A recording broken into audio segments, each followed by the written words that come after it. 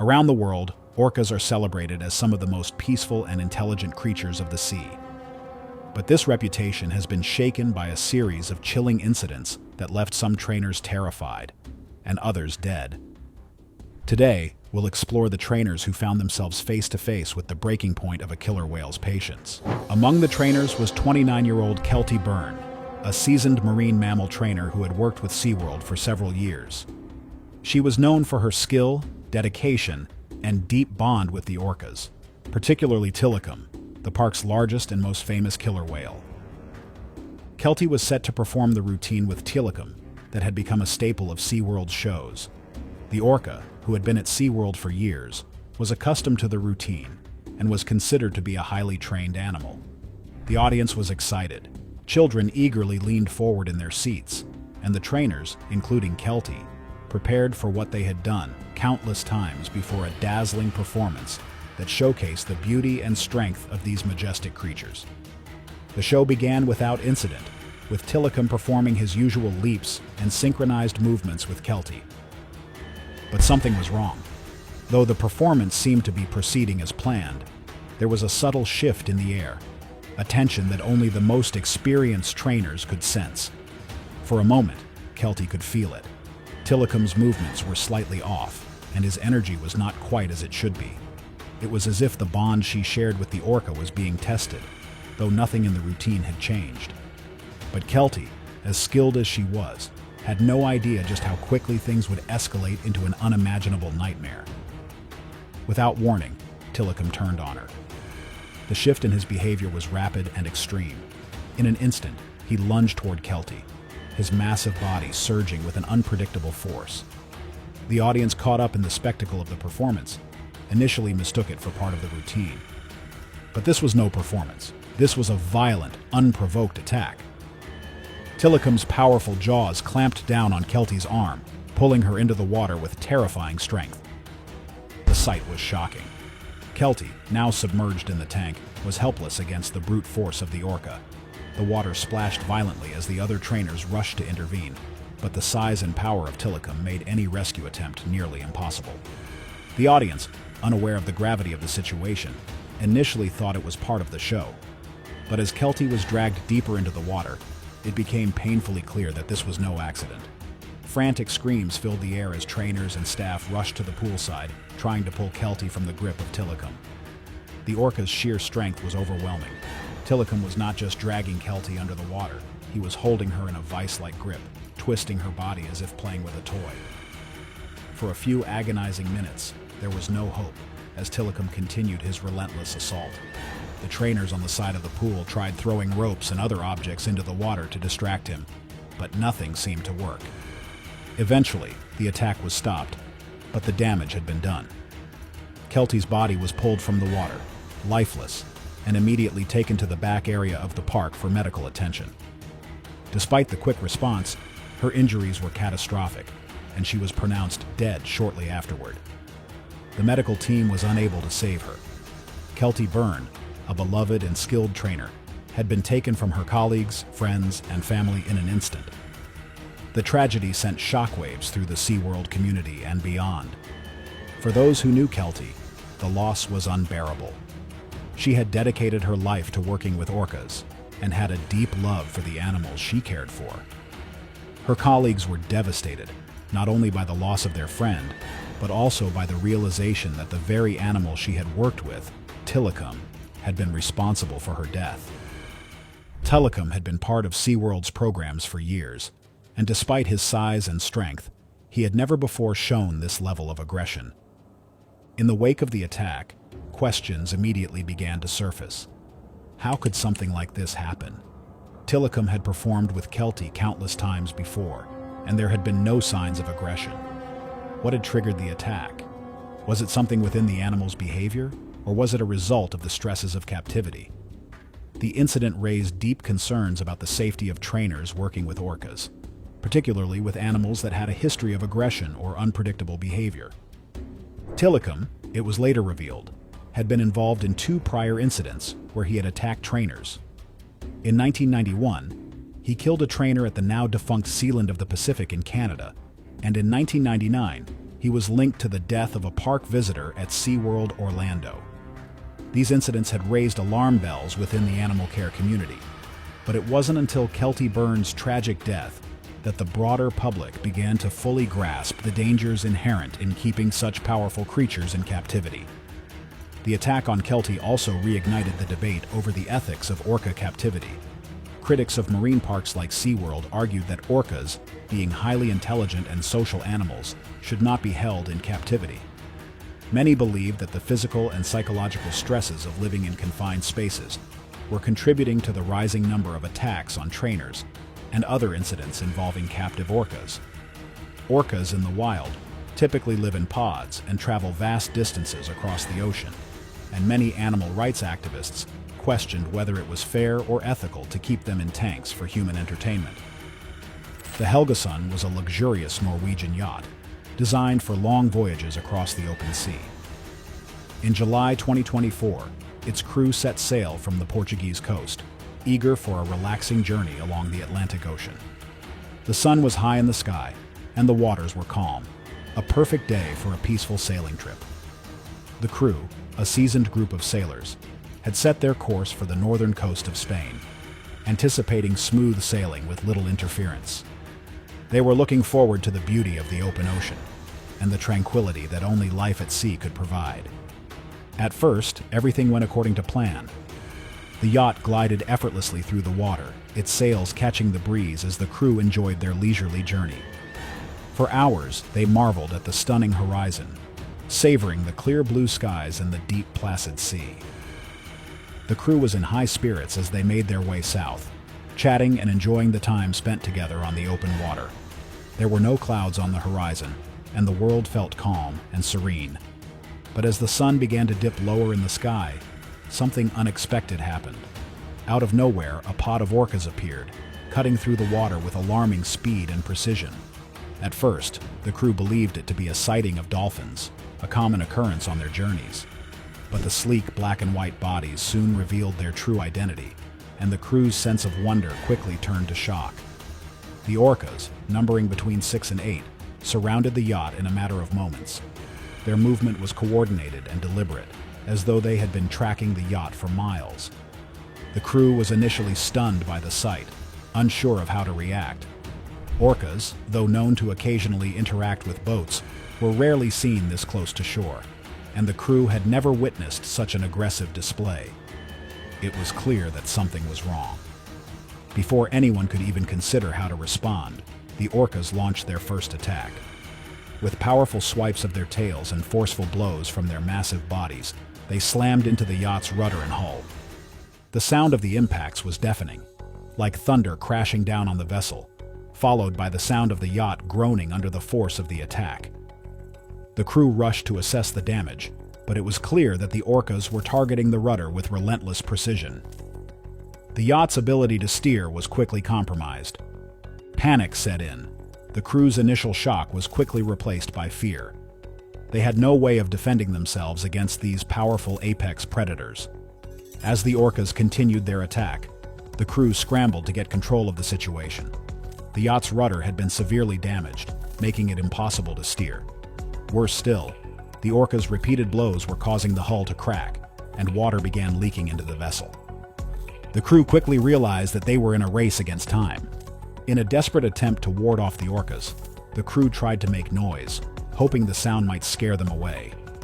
They banged pots and pans together, yelling and waving their arms, but nothing worked. The orcas seemed unfazed, as though their intent was clear. The boat was their target. The water in the hull continued to rise, and the crew struggled to keep the yacht afloat. By this point, the Helgason was no longer a safe vessel. With the rudder damaged beyond repair and the hull starting to sink, the crew knew they had no choice but to abandon the ship. The orcas, though not overtly violent in the traditional sense, had shown an incredible level of power and focus. The crew was left helpless in the face of these animals, and the realization set in that their peaceful sailing trip had turned into a desperate fight for survival. They launched the lifeboats in a frantic scramble, knowing that they had no time to waste. The yacht was sinking fast, and it was only a matter of minutes before it would be completely submerged. As they entered the lifeboats, the crew looked back at the Helgeson, now listing heavily to one side as water poured into its hull. The Orcas, still circling the sinking yacht, seemed to show no sign of stopping their attacks. They pressed forward, ramming the yacht once more, causing the already compromised boat to tilt further. As the crew paddled away from the sinking yacht, they could only watch in horror as their vessel slowly disappeared beneath the waves. The sight was surreal, almost too much to comprehend. What had started as a peaceful day at sea had turned into a nightmare. The crew had narrowly escaped with their lives, but the trauma of the attack would stay with them forever. Fortunately, their distress call had been heard by nearby ships. Rescue teams arrived within hours, pulling the crew to safety as the Helgeson sank completely beneath the water's surface. The relief of being rescued was immense, but it was tinged with a deep sense of disbelief. They had survived, but at what cost? The memory of the attack, of the Orcas' relentless pursuit of their boat, their seemingly deliberate destruction of the yacht, would haunt them long after the event. It was supposed to be an ordinary day of sailing in the Strait of Gibraltar, a beautiful stretch of water where the Atlantic Ocean meets the Mediterranean Sea. The yacht, Grazie Mama, a mid-sized sailing vessel, cruised peacefully through the clear blue waters. On board was a small crew of seasoned sailors, all enjoying the serene atmosphere, far from the chaos of the world. The sun was shining, the wind was steady, and the yacht was gliding smoothly through the waves. But within moments, the tranquility would be shattered. Without any warning, the calm was replaced by an intense, almost eerie feeling. A pod of orcas had silently emerged from the depths, their dorsal fins cutting through the water like ominous sentinels. The sailors, initially unaware of the approaching danger, suddenly realized that something was wrong when the first thud echoed through the hull of the yacht. At first, they mistook it for a passing wave, but the second impact was undeniable. Orcas were attacking the Grazie Mama. The crew watched in stunned disbelief as the orcas repeatedly slammed their massive bodies into the yacht's rudder and hull. These apex predators, known for their intelligence and raw power, were not just swimming nearby. They were actively targeting the vessel, their strikes growing more aggressive with each passing moment. The yacht rocked violently, and the crew scrambled to understand what was happening.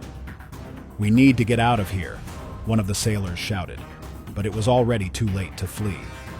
The orcas had surrounded the boat, and their repeated attacks were causing serious damage. The rudder was severely compromised, and soon, water began to seep into the hull. The crew quickly assessed the situation. They were taking on water, and the yacht was in imminent danger of sinking. Panic set in as they tried to steer the vessel to safety, but the orcas were relentless, continuing to batter the boat with the power and precision only these highly intelligent creatures possessed. "Try to hold the rudder steady," shouted the captain as the crew did their best to minimize further damage. But the orcas showed no sign of slowing down. It was as if they had a singular focus: to disable the yacht and make it vulnerable to their assaults. As the water continued to flood the hull, the crew realized their options were limited. The boat was sinking faster than they could manage the damage, and the urgency of the situation became clear. "We need help!" the captain shouted into the radio, a mix of fear and urgency in their voice. The situation was critical, and the crew had no choice but to call for assistance. Nearby vessels were alerted, and within minutes, the Moroccan Navy dispatched a rescue team to help. The sailors could only watch as the orcas continued their assault, seemingly unfazed by the growing damage. Every strike sent another wave of panic through the crew as they realized that their yacht, their home on the water, was sinking. The tension on board reached a boiling point as the yacht began to list dangerously to one side. "We're not going to make it," one of the sailors said, their voice trembling with fear. As the boat began to take on more water, the crew evacuated to the lifeboats, abandoning the yacht that had been their sanctuary just hours before. Finally, the rescue team arrived, and the crew was safely taken aboard one of the nearby vessels. The Grazie Mama was left behind, its hull sinking into the depths of the Strait of Gibraltar. The yacht, once a symbol of peace and adventure, was now a casualty of a violent and unpredictable encounter with the ocean's most powerful predators. As the crew sailed away from the wreck, there was a deep sense of relief that they had survived, but also a lingering sense of unease. The traumatic experience would stay with them long after they returned to safety. They had survived, but the emotional scars of the attack would remain. It wasn't just the damage to the yacht or the danger they had faced. It was the realization that, in the presence of these majestic yet terrifying creatures, they were at the mercy of nature. The orcas, it seemed, had not been acting out of instinct or hunger. Their behavior was likely a result of the increasing tension between humans and marine life. Some speculated that the orcas had been frustrated by the intrusion of boats into their territory. Others pointed to the potential stressors caused by environmental factors. Regardless of the reason, one thing was certain: the increasing frequency of orca attacks on boats was a cause for concern. For the crew of the Grazia Mama, the incident would forever change how they viewed their interactions with the ocean and its creatures. What was once a peaceful and predictable sailing trip had turned into a terrifying nightmare that would haunt them for years to come. The unexpected nature of the attack and the sheer force with which it unfolded left an indelible mark on their memories. This story follows trainers Sam Collins and Jake Donovan as they confront the unpredictable nature of these apex creatures, whose raw power can surface at any moment. After years and years of training, which typically involves orca trainers, investing years building relationships with these intelligent and powerful animals. However, when things go wrong, the results can be catastrophic. The tragic events that unfold reveal the inherent danger in working so closely with creatures that, despite being trained, are still governed by primal instincts. In these moments, we are reminded that the ocean's predators can never be fully tamed. No matter how deep the bond between the trainer and the animal, nature's grip on these animals is 10 times stronger than any bond they can form with man. The day at the marine park started like any other, with the sun reflecting off the clear waters of the orca tank and an eager audience filling the stands. Families brought their children to witness the spectacle of orcas performing in harmony with their trainers, marveling at the seamless interaction between humans and these magnificent creatures. Sam Collins, the park's most experienced trainer, had been working with orcas for over a decade. For him, this show was just another routine, and his bond with Luna, the park's star orca, was the cornerstone of his confidence. Sam and Luna had spent years developing trust and understanding, creating a flawless partnership that never failed to impress the crowd. Every leap, every splash, and every interaction had been rehearsed and performed hundreds of times before. The connection between them seemed unbreakable, a relationship built on mutual respect. But as Sam stood beside the tank, watching Luna glide effortlessly through the water, something felt off. Luna had been restless lately, showing subtle signs of unease, but Sam hadn't thought too much of it. Orcas, like humans, go through phases. Sometimes they're moody, sometimes they're playful. Sam had seen it all. But still, Luna's recent behavior was unlike her usual calm and controlled self. Sam had always known her to be reliable, responding to his commands with precision. Today, though, that sense of unease gnawed at him. He couldn't pinpoint why, but he had a feeling deep down that something wasn't quite right. Shaking off the creeping doubt, Sam plastered on a smile for the crowd, their cheers washing over him as the show began. The music blared through the speakers, and on cue, Luna launched herself out of the water, performing a breathtaking leap that sent the audience into a frenzy. Sam relaxed slightly, reassured by the familiar sight of Luna's graceful movements. Maybe he'd been overthinking it. The tension he'd felt earlier seemed like a false alarm as the show moved along without a hitch. Children squealed with delight as Luna sprayed water onto the front rows, and Sam smiled, proud of the connection he and Luna shared. This was why he did the job, to give people unforgettable experiences and to foster an appreciation for these majestic creatures. However, as the performance progressed, that nagging feeling returned. Luna, while still impressive to the audience, was not quite herself. Her movements were slightly off. Not enough for the crowd to notice, but Sam could tell. She was straying from the practiced routine, swimming in odd patterns, and her responses to Sam's signals were delayed, sometimes off mark altogether. To the untrained eye, it might have looked like improvisation, but Sam knew their routine inside and out. Luna wasn't following his cues as precisely as she always had. The cheers from the crowd grew louder, the laughter of the children echoing around the stadium. But Sam was growing more concerned with each passing second. He subtly adjusted his signals, trying to guide Luna back into the flow of the performance, but it was clear she wasn't responding the way she should. When it came time for the finale, Sam hesitated. This was the moment everyone waited for. The synchronized swim with Luna, a breathtaking act that closed the show in perfect harmony. Sam and Luna, gliding through the water as one, had become the park's signature moment, a testament to their years of trust. But tonight, something felt off. Luna had been restless, her energy unpredictable, and Sam couldn't shake the gnawing dread that had settled in his gut. As he stood on the edge of the tank preparing to dive, he couldn't help but wonder what Luna might do next. Every fiber of his being screamed at him to stop, but he pushed it aside, trusting in the routine. Taking a deep breath, he dove into the cool water, hoping the familiar rhythm of the act would settle her. For a moment, everything seemed normal. The music played, the crowd roared, eagerly anticipating the breathtaking finale they had come to love. Luna swam beside him, her sleek body cutting through the water with ease. But then, something shifted. Her movements, once smooth and graceful, became sharp and unpredictable. She circled too close, brushing against Sam with a force that was far too aggressive, her massive body almost pushing him aside. Sam's heart pounded in his chest. He reached out, signaling her to back off, trying to regain control. But instead of responding, Luna did the unthinkable. She swam away, ignoring him entirely. The crowd, unaware of the danger, continued to cheer, thinking this was part of the show, a dramatic twist meant to thrill. But Sam knew better.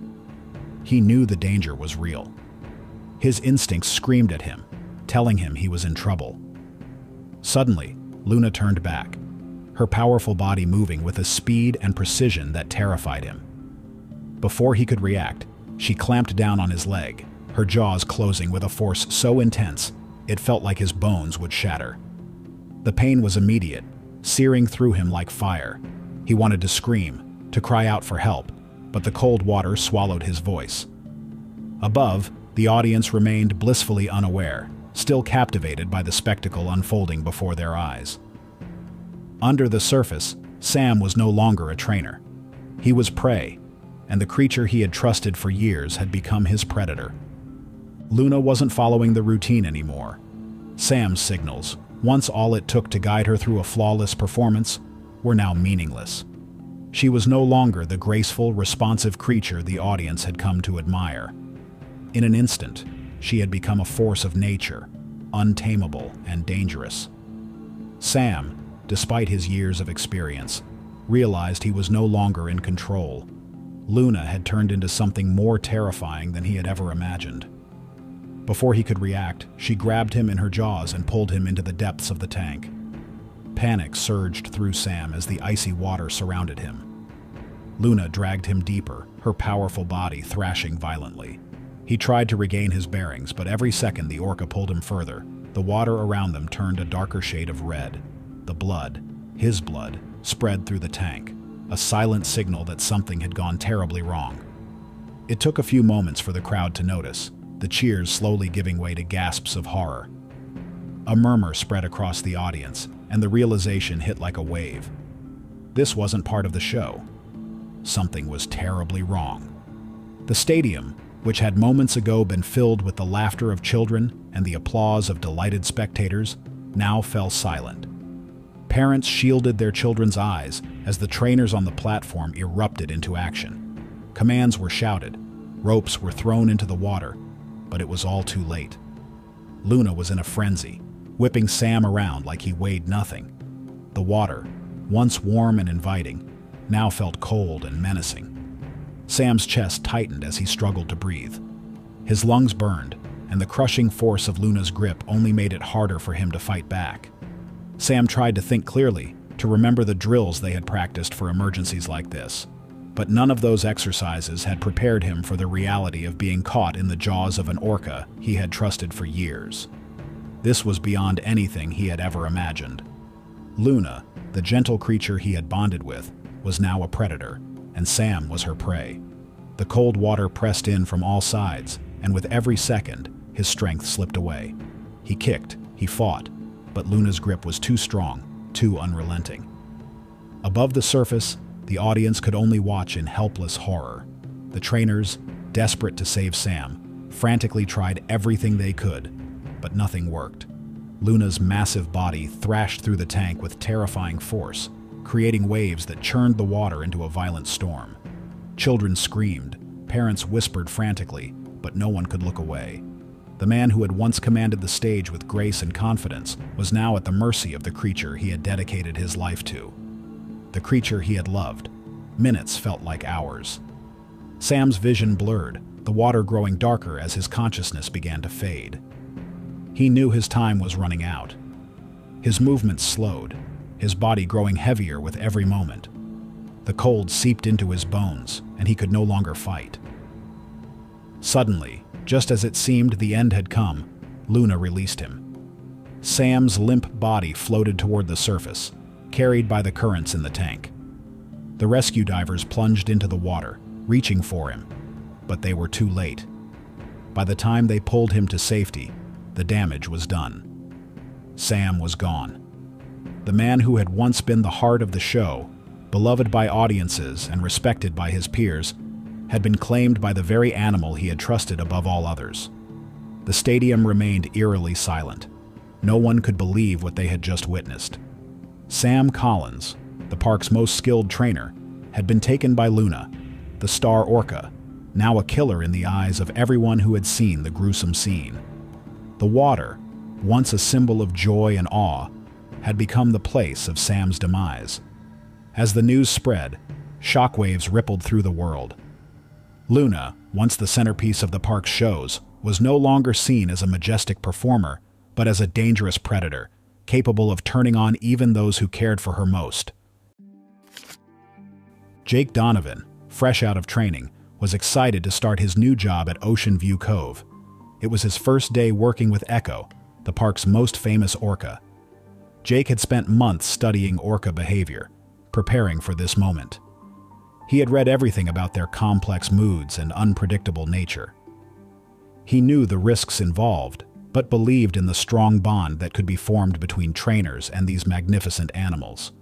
The day began smoothly. Jake entered the tank, and Echo responded to his commands with perfect precision. Each movement was flawless, and Jake felt an overwhelming sense of pride.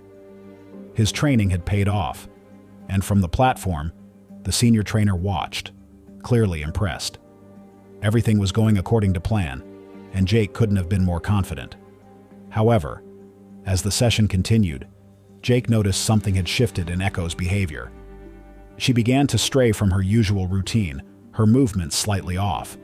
It was subtle, but there was a tension in the air that Jake, being new, didn't fully grasp. Naive to the sudden change, he continued as if everything was fine. But just like in other cases he'd studied, where orcas had turned on their trainers without warning, Echo suddenly launched herself at him.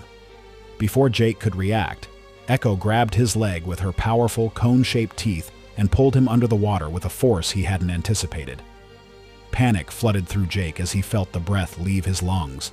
The water, once calm and clear, was now churning with his blood. Everything he had trained for, every safety drill he had run, paled in comparison to the sheer terror of this moment. He fought against Echo's grip, but she was far too strong. The orca was in control now, and Jake's body was at the mercy of her incredible power. The pain was intense, shooting through his leg as Echo's teeth dug in deeper. Jake's mind raced, trying to stay focused, but his thoughts were clouded by fear and the realization that he might not survive this. His lungs burned as he struggled to get to the surface, to breathe, but Echo kept pulling him deeper, the water growing darker and colder. Just when Jake thought it was over, Echo suddenly released him. The orca swam away as if nothing had happened, leaving Jake floating in the tank, gasping for air. His vision blurred, but he could see the senior trainer diving in to pull him to safety.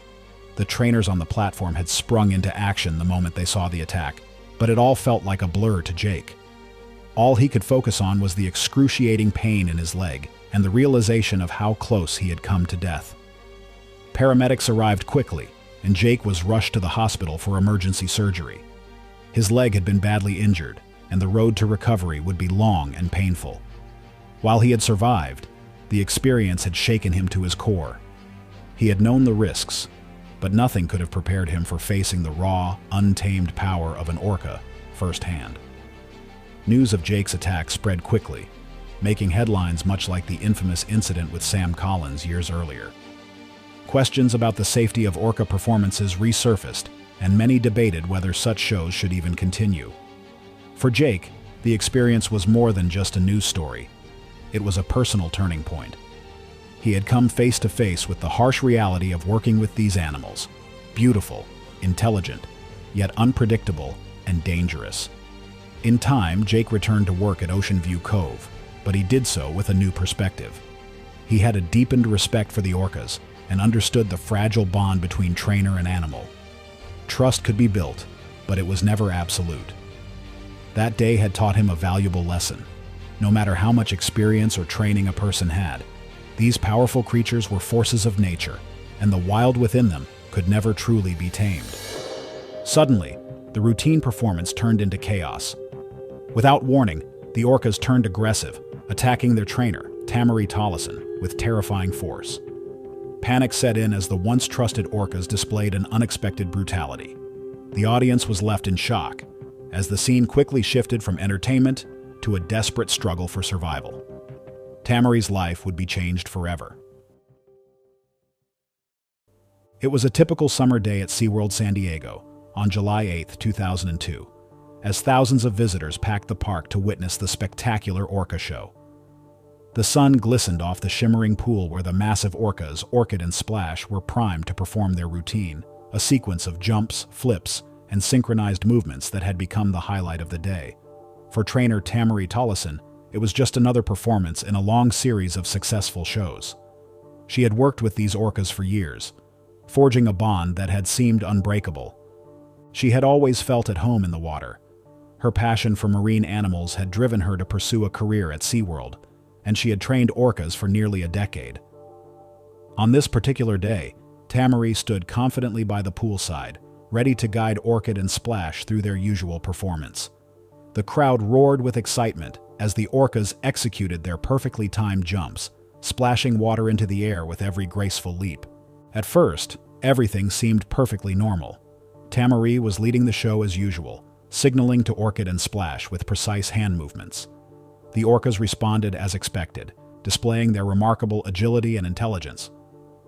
The crowd cheered, oblivious to the growing tension just beneath the surface. For Tamar, it was another seamless show, but her comfort would soon be shattered by an unanticipated shift in behavior. As the performance neared its finale, the orcas began to act erratically. Orchid, typically calm and obedient, started swimming in tight circles around the pool. Splash, usually the more energetic of the two, seemed distracted and restless.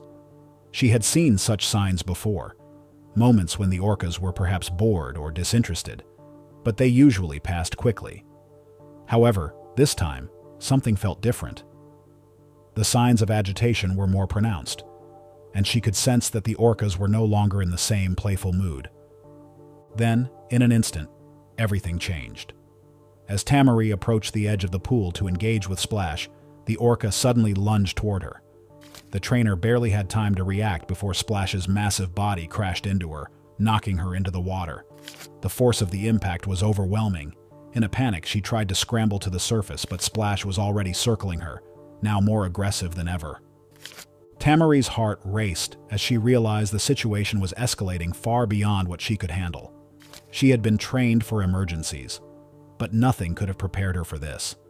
Orchid, too, was now acting unpredictably, swimming aggressively toward Tamar and forcing her further away from the safety of the edge. In an attempt to regain control, she swam toward the side of the pool, trying to pull herself out of the water. But the orcas weren't backing off. They followed her, their movements swift and decisive. Orchid darted forward, ramming into her legs with enough force to bruise her bones. Splash joined in, pushing Tamar under the water again. The crowd was screaming, but she could no longer hear them over the sound of her panicked breathing. As she struggled, she could feel her body growing heavier from the exhaustion of trying to stay afloat. The orcas seemed to be toying with her, their power evident in every move they made. Tamar fought back the rising tide of fear, but she was outmatched by the sheer strength of the animals. By the time the other trainers rushed to the poolside, the damage had already been done. They acted quickly, shouting commands and using equipment to distract the orcas. It took several minutes to regain control of the situation, but eventually, the orcas were led away from Tamar, who was quickly pulled to safety. Breathing heavily and shivering with shock, she was rushed to medical care. The physical injuries were severe. Her leg had been badly bruised, and the impact of Splash's aggression had caused her significant trauma, leaving her with deep cuts and bruises. But the psychological toll was far more severe.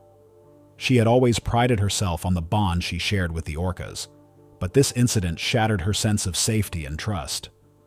The attack was a wake-up call for SeaWorld and the broader marine animal industry. While the company had always maintained strict safety protocols, this incident raised serious questions about the ethics of orca captivity. Orcas, as apex predators, were no longer seen as mere performers in a show, but as wild, sentient beings whose behavior could not always be anticipated or controlled. In the days following the attack, experts and animal rights advocates weighed in on the incident. Many pointed to the psychological stress of captivity, as well as the unnatural environment in which orcas were forced to live, as contributing factors to the aggression. The incident reignited debates over the ethics of keeping such powerful creatures in captivity, especially when the inherent dangers of human-animal interaction were made so painfully clear. Critics argued that the captivity of orcas often led to stress-induced behaviors, including aggression toward trainers. For Tamar, the attack was a deeply traumatic event that would change her life forever. She took a leave of absence from SeaWorld, unsure if she would ever be able to return to working with orcas. The bond she had once felt so strongly was now clouded by the memory of the attack, leaving her questioning her relationship with these magnificent creatures. In interviews following the incident, she openly discussed the emotional toll the attack had taken on her, particularly how she had come to view the orcas as wild animals first, not entertainers. It started as a routine sailing trip off the coast of Galicia in June 2023, but what was meant to be a peaceful day on the water soon turned into a nightmare. The crew of the Arcturus, a recreational sailboat, had no reason to suspect that anything could go wrong as they navigated the pristine waters of the Atlantic Ocean. The sky was clear, the wind was gentle, and the boat moved steadily through the waves. But within moments, that tranquil atmosphere would be shattered by a sudden and unexpected assault. A pod of orcas, known for their intelligence and raw power, approached the sailboat from behind with an almost eerie quietness. At first, the crew was unaware of their presence, thinking the distant splashes might be from dolphins. But when the orcas closed in, their intentions became unmistakably clear. The sleek, black-and-white giants surged forward with alarming speed, targeting the Arcturus with uncharacteristic aggression. The crew had no time to react before the first strike hit, the rudder. The boat lurched violently as the orcas rammed into the rudder with a force that nearly knocked the crew off balance. Before they could regain their composure, the orcas circled, coming in for another pass. This time, their assault was focused on the hull, battering it with powerful thrusts from their bodies. The sound of impact echoed across the water like a drumbeat of impending disaster. Panic set in as the crew realized the severity of the situation. Their initial shock turned to frantic action as they scrambled to protect their boat. The captain, in a state of controlled panic, ordered the crew to cut the engine and begin making noise. They used air horns and banged on the hull, hoping to frighten the orcas away. But the attack didn't stop. The orcas continued to charge, displaying a calculated aggression that left the crew feeling helpless and vulnerable. The boat's rudder was severely damaged, making it nearly impossible to steer. The hull was compromised, and water began to seep in through cracks caused by the impact. The Arcturus was drifting aimlessly in the open ocean, and the crew knew they had to act quickly. One crew member attempted to lower a sail to stabilize the boat, but the damage to the rudder made it nearly impossible to control. The Orcas continued their relentless assault, leaving the crew with little option but to wait for help. The attack, which lasted for several tense minutes, felt like an eternity. The crew could hear the Orcas' breaths, sharp and heavy, as they circled the boat. With no immediate way to defend themselves, all they could do was try to protect the boat as best as they could and pray that the Orcas would lose interest. It was a terrifying realization that they were at the mercy of these apex predators, creatures that had the power to bring down even the most sturdy vessel. The fear was palpable. The captain later recounted how he had never felt so vulnerable at sea. "We were at their mercy," he said. "We couldn't steer the boat, couldn't get away, and couldn't defend ourselves. It was a terrifying feeling, one you never expect when you're out there just trying to enjoy the ocean." Miraculously, the Orcas eventually lost interest and swam away. The crew, exhausted and shaken, immediately called for help.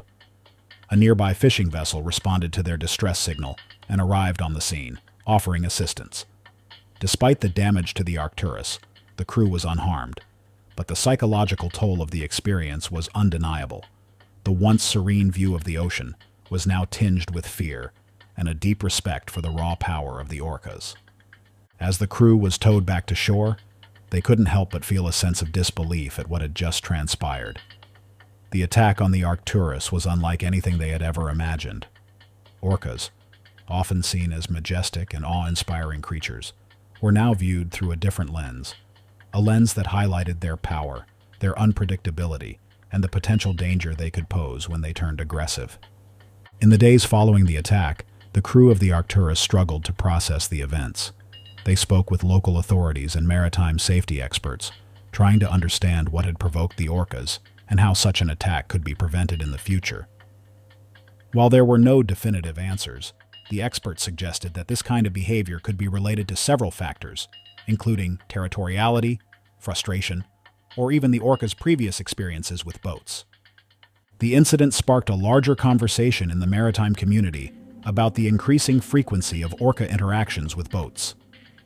Sailors along the Spanish and Portuguese coasts had reported similar attacks, with Orcas targeting rudders, props, and hulls with increasing regularity. The Arcturus attack was not an isolated incident, but part of a disturbing trend that had left many sailors on edge. For the crew, the attack on the Arcturus marked a turning point. It was no longer just a story about the majesty of Orcas or the thrill of sailing. This was about survival. The Orcas had reminded them of the inherent danger of the sea and the wild creatures that roamed it. What had been a routine sailing trip had become a stark reminder of how quickly nature could assert its dominance. Though no lives were lost, the event left an unforgettable mark on those who were there. The Arcturus attack served as a wake-up call for the sailing community, forcing sailors to reconsider their relationship with the sea and the creatures that inhabit it. The crew would never again view Orcas with the same awe. They had seen the darker side of these majestic animals, and it was a side that was not easily forgotten. In the quiet, serene waters off the coast of northwestern Spain, a group of sailors embarked on what they expected to be a peaceful voyage. The weather was clear, the sea calm, and the crew of the sailboat felt the familiar thrill of the open ocean beneath them. This part of the Atlantic was known for its beauty, but as the wind caught their sails and the boat sliced smoothly through the water, none of the crew could have anticipated the terrifying turn their journey was about to take. The crew was a tight-knit group of experienced sailors accustomed to the ebb and flow of the sea. They had sailed these waters many times before, but this time, the horizon would hold an unexpected and dangerous encounter. The day had begun as any other, peaceful, uneventful, and filled with the excitement of open water sailing. However, as the boat moved further out from the shore, something changed. The first signs of trouble came when a pod of Orcas appeared off the starboard side, their massive dorsal fins slicing through the water with haunting precision. At first, the crew paid them little mind. Orcas, while powerful and majestic, were not uncommon in these waters. But then without warning, the mood shifted. The Orcas, now numbering 6, began to circle the sailboat. Their movements were synchronized, almost purposeful, as if they had targeted the boat for a specific reason. The crew watched in confusion and unease as the orcas moved closer, initially swimming alongside the boat before suddenly darting toward the rudder. In a coordinated assault, the orcas attacked the rudder with violent force. The sound of their bodies slamming into the vessel was deafening, sending shockwaves through the hull. The crew scrambled, attempting to regain control of the boat as the rudder was severely damaged, leaving them unable to steer or maneuver properly. Panic set in as the boat was left drifting, vulnerable to the whims of the sea and the unpredictable orcas. "We're under attack!" shouted the captain, trying to keep calm, but the crew could hear the fear in his voice as the orcas continued their assault. The boat's rudder was now completely unresponsive. With no way to steer and the orcas relentlessly charging, it was only a matter of time before something worse happened. The crew's first instinct was to slow down and make noise, hoping the orcas would lose interest. They banged pots and pans, trying to create a racket that would disorient the animals. But the orcas did not back off. Instead, they appeared more determined, attacking the hull next, their enormous bodies creating deep thudding sounds as they rammed into the side of the boat. The crew's anxiety skyrocketed as they realized they were helpless. The waves began to grow, making it increasingly difficult to keep the boat steady as it was no longer able to steer clear of the orcas. With the rudder destroyed, the sailboat was at the mercy of the sea, and the pod of orcas, which seemed to be in no hurry to leave. Desperation set in, and the crew activated their distress beacon, signaling for help from maritime authorities.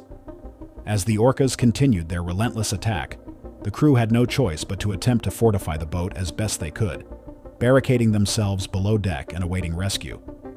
The tension in the air was palpable, not just because of the immediate danger, but because of the growing concern that they could be dealing with an entirely new phenomenon of orca behavior in the region. Hours passed as they waited for a rescue operation to arrive. The orcas, meanwhile, did not seem to tire. The crew observed through portholes as the pod took turns attacking, almost as if they were strategizing their assault. The boat's hull had sustained considerable damage, and a deep crack appeared in the side, letting in water and further complicating the situation. When maritime rescue teams finally arrived, the crew was in a state of shock and exhaustion. A complex operation ensued, with the authorities carefully approaching the damaged sailboat while trying to keep the orcas at bay. Despite their best efforts to remain calm and steady, one of the crew members sustained a serious injury during the operation. A slip while trying to secure the boat resulted in a broken leg, and the already fraught situation turned even more critical.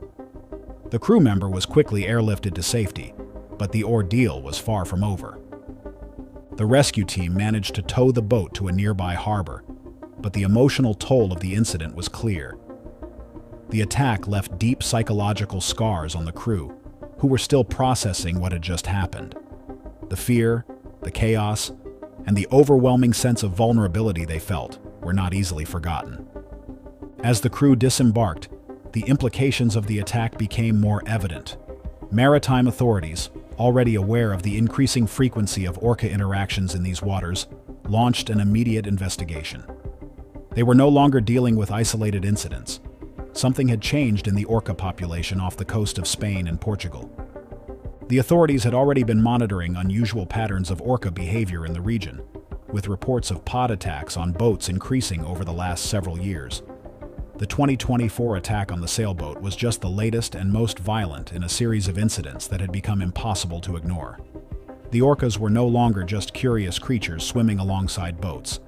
They were actively engaging with vessels in ways that suggested a level of aggression or territoriality that had not been seen before. In December 2009, Alexis Martinez, a dedicated trainer at Loro Parque in Tenerife, Spain, entered the pool for what should have been a routine session with Cato, a massive orca.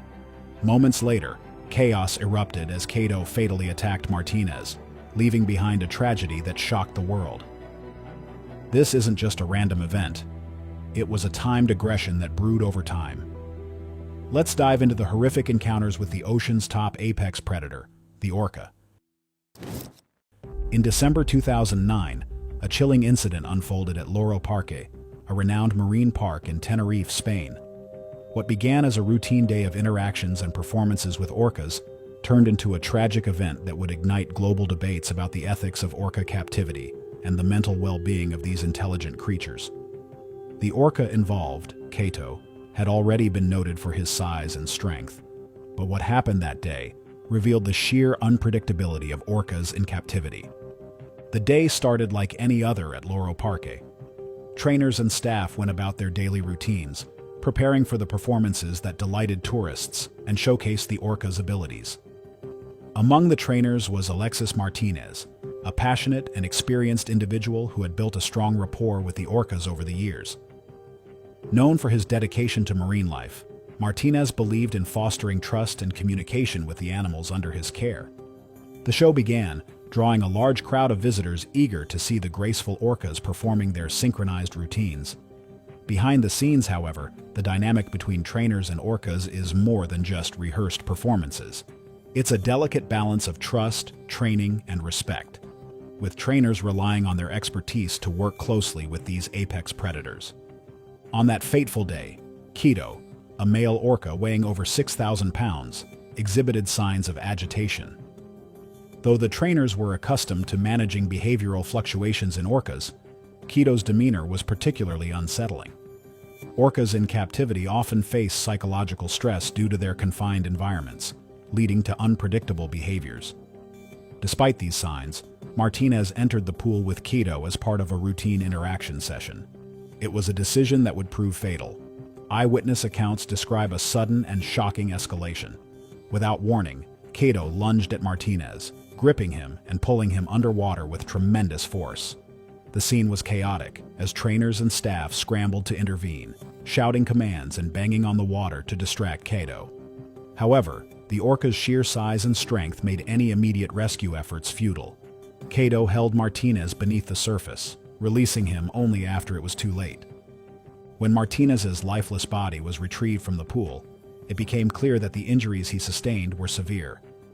A subsequent autopsy revealed that he had suffered extensive internal trauma, including multiple fractures and severe injuries to his chest. The incident was ruled an orca attack, marking a grim moment in the history of marine parks. The aftermath of Martinez's death sent shockwaves through the industry and beyond. Loro Parque temporarily suspended its orca shows, launching an internal investigation into the circumstances of the attack. While the park maintained that safety protocols had been followed, the incident raised serious questions about the feasibility of safely keeping orcas in captivity. It also reignited debates over the ethical implications of confining such intelligent and powerful creatures. Kelty's attack was not an isolated incident, but part of a pattern of aggression observed in captive orcas. Studies have shown that orcas in captivity often display abnormal behaviors not typically seen in the wild. These behaviors include heightened aggression, repetitive swimming patterns, and self-inflicted injuries, all of which are believed to stem from the stress of confinement. In their natural habitats, orcas roam vast expanses of ocean, covering hundreds of miles and engaging in complex social interactions. Captivity, by contrast, restricts their movement and isolates them from their familial pods, leading to psychological distress. The incident at Loro Parque highlighted the unique challenges of working with captive orcas. Trainers are often portrayed as being in control, using their knowledge and training to guide these animals through routines and interactions. However, the reality is far more complex. Orcas, with their immense size, strength, and intelligence, can never be entirely predictable. This unpredictability is compounded by the artificial environments of marine parks, which fail to meet the orca's physical and psychological needs. For Martinez's family and colleagues, the loss was devastating. Described as a kind and passionate individual, Martinez had dedicated his life to understanding and working with marine animals. His death was a stark reminder of the risks trainers face in their interactions with orcas, as well as the inherent dangers of keeping these powerful animals in captivity. Public reaction to the incident was swift and polarized. Animal rights activists seized upon Martinez's death as further evidence of the ethical shortcomings of marine parks. Organizations like PETA and the Humane Society called for an end to orca captivity, arguing that such incidents were inevitable as long as orcas were confined in artificial environments. Advocates for marine parks, on the other hand, pointed to the educational and conservation value of these facilities, emphasizing the need for stricter safety protocols rather than an outright ban. In the years following the incident, Parque implemented changes to its Orca program. These changes included enhanced safety measures for trainers and efforts to improve the welfare of the orcas. However, the incident left a lasting mark on the park's reputation and fueled a broader movement toward re-evaluating the role of marine parks in society. Quito, the orca involved in the attack, remained at Parque, continuing to perform in shows. His behavior, while closely monitored, underscored the complexity of captivity's impact on orcas. Despite his role in the tragedy, Quito was not viewed as inherently aggressive, but as a product of his environment, a powerful creature struggling to adapt to life in confinement. In the summer of 2024, the British yacht Bonham William set sail through the Strait of Gibraltar, one of the busiest and most storied maritime routes in the world. The strait, a convergence of the Atlantic and Mediterranean oceans, has long been a symbol of human endeavor and exploration. Yet, in recent years, it has also become a hotspot for aggressive orca encounters, leaving many sailors apprehensive about what once seemed like routine journeys. On this fateful day, the crew of the Bonham William would face an encounter that would turn their voyage into a harrowing struggle for survival. The day began like any other, with clear skies and calm waters. The crew, seasoned sailors with years of experience, were in high spirits. The boat, a sturdy vessel built to withstand the challenges of open water, seemed well prepared for the trip. However, as they neared the Spanish coast, the tranquility was shattered by an ominous sight.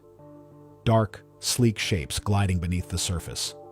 At first, the crew marveled at the pod of orcas, their fins cutting gracefully through the waves. Orcas, often referred to as killer whales, are a source of fascination for sailors and marine enthusiasts alike. Known for their intelligence and striking appearance, these apex predators are usually observed with admiration. But as the pod closed in on the yacht, the mood aboard shifted from wonder to unease. The orcas weren't merely swimming alongside the vessel, they were targeting it. The attack began suddenly and without warning. The largest orca, thought to be the matriarch of the pod, rammed the yacht's rudder with a force that reverberated through the hull. The crew was thrown off balance as the vessel lurched under the impact. Before they could react, the rest of the pod joined in, their synchronized strikes displaying an unnerving level of coordination. The rudder, critical for steering the boat, was their primary target, and within minutes it had been rendered useless. Panic set in as the crew realized the gravity of their situation. The yacht, adrift and vulnerable, became a sitting target for the relentless orcas. Each successive blow from the pod caused further damage, and water began to seep into the cabin. Despite their efforts to steer away, the crew's attempts were in vain. The orcas seemed to anticipate every move, their behavior eerily strategic. The captain of the Bonham William, maintaining remarkable composure, issued a mayday call to Spanish authorities. He informed them of their location and the unfolding attack, emphasizing the situation's urgency. As the crew scrambled to secure life jackets and emergency supplies, the orcas continued their assault, their sheer power making it clear that the yacht was unlikely to withstand much more. The pivotal moment came when a particularly forceful strike caused the yacht's hull to crack. Water poured in at an alarming rate, and the captain made the difficult decision to abandon the ship. Inflating the life raft, the crew quickly transferred essential equipment and climbed aboard, all while keeping a wary eye on the circling orcas. The realization that they were at the mercy of the ocean and its most formidable predators was a sobering one. Help arrived in the form of a Spanish maritime rescue team who had been dispatched immediately upon receiving the distress call. Navigating the choppy waters, the rescue vessel reached the crew just in time. The Bonham William, now partially submerged, was beyond saving. The orcas, having achieved their goal of incapacitating the yacht, had disappeared into the depths as suddenly as they had appeared. For the crew, the ordeal was a terrifying reminder of the ocean's unpredictable nature. While they were grateful to escape with their lives, the loss of the yacht and the trauma of the attack left a lasting impact. As news of the incident spread, it became a focal point for ongoing discussions about the recent surge in orca aggression in the Strait of Gibraltar. Scientists studying these interactions have proposed several theories to explain the behavior. One leading hypothesis centers around a specific matriarch orca, nicknamed White Gladys, who is believed to have experienced trauma, possibly from an earlier encounter with humans or boats. This trauma may have influenced her behavior, which, through social learning, has been passed on to younger pod members. The targeted attacks on rudders, a critical component of navigation, suggest a deliberate and learned strategy rather than random aggression. The Strait of Gibraltar, a natural bottleneck for marine traffic, is a challenging environment for orcas. The noise and disruption caused by heavy shipping traffic, combined with declining fish stocks, have created a stressful habitat for these intelligent creatures. Researchers believe that the orca's aggression toward boats may be a form of protest or a response to perceived threats, though definitive answers remain elusive. The maritime community has responded to these incidents with a mix of caution and innovation. Authorities have issued guidelines advising sailors on how to minimize encounters with orcas, such as avoiding known hotspots and cutting engines if approached. However, these measures could be more foolproof, and the attacks continue to pose a significant risk. The insurance industry, too, has taken note, with policies for vessels in the region reflecting the increased threat of orca encounters. In May 2023, the calm waters of the Strait of Gibraltar turned treacherous for the crew aboard the Spanish yacht Alberan Champagne. What began as a routine sailing trip quickly escalated into a harrowing ordeal when a pod of orcas launched a relentless attack on the vessel. This incident, like many others in the area, has raised concerns among sailors and marine experts about the increasing aggression displayed by orcas in this heavily trafficked strait. The crew of the Alberan Champagne, a seasoned sailor and a first-time yachtsman, had set out that morning with clear skies and calm seas. They were sailing toward the southern coast of Spain, enjoying the picturesque views and the tranquil atmosphere. But as they neared the middle of the strait, the first signs of trouble emerged. A group of orcas appeared in the distance, their sleek black and white bodies breaking the water's surface as they swam directly toward the yacht. At first, the crew felt a mix of excitement and curiosity. Orca sightings were not uncommon in the strait, and these majestic animals were often a highlight of any maritime journey. However, the behavior of this pod quickly shifted from passive observation to targeted aggression. Without warning, the orcas began ramming the yacht's rudder with forceful blows, each impact reverberating through the vessel. The crew immediately realized the severity of the situation. The rudder, essential for steering, had taken critical damage within moments. The seasoned sailor attempted to maneuver the yacht to safety, but the orcas' coordinated attacks made it nearly impossible to regain control. Every effort to outpace or deter the pod was met with renewed aggression, as if the orcas were determined to render the yacht immobile. Panic set in as the yacht started taking on water.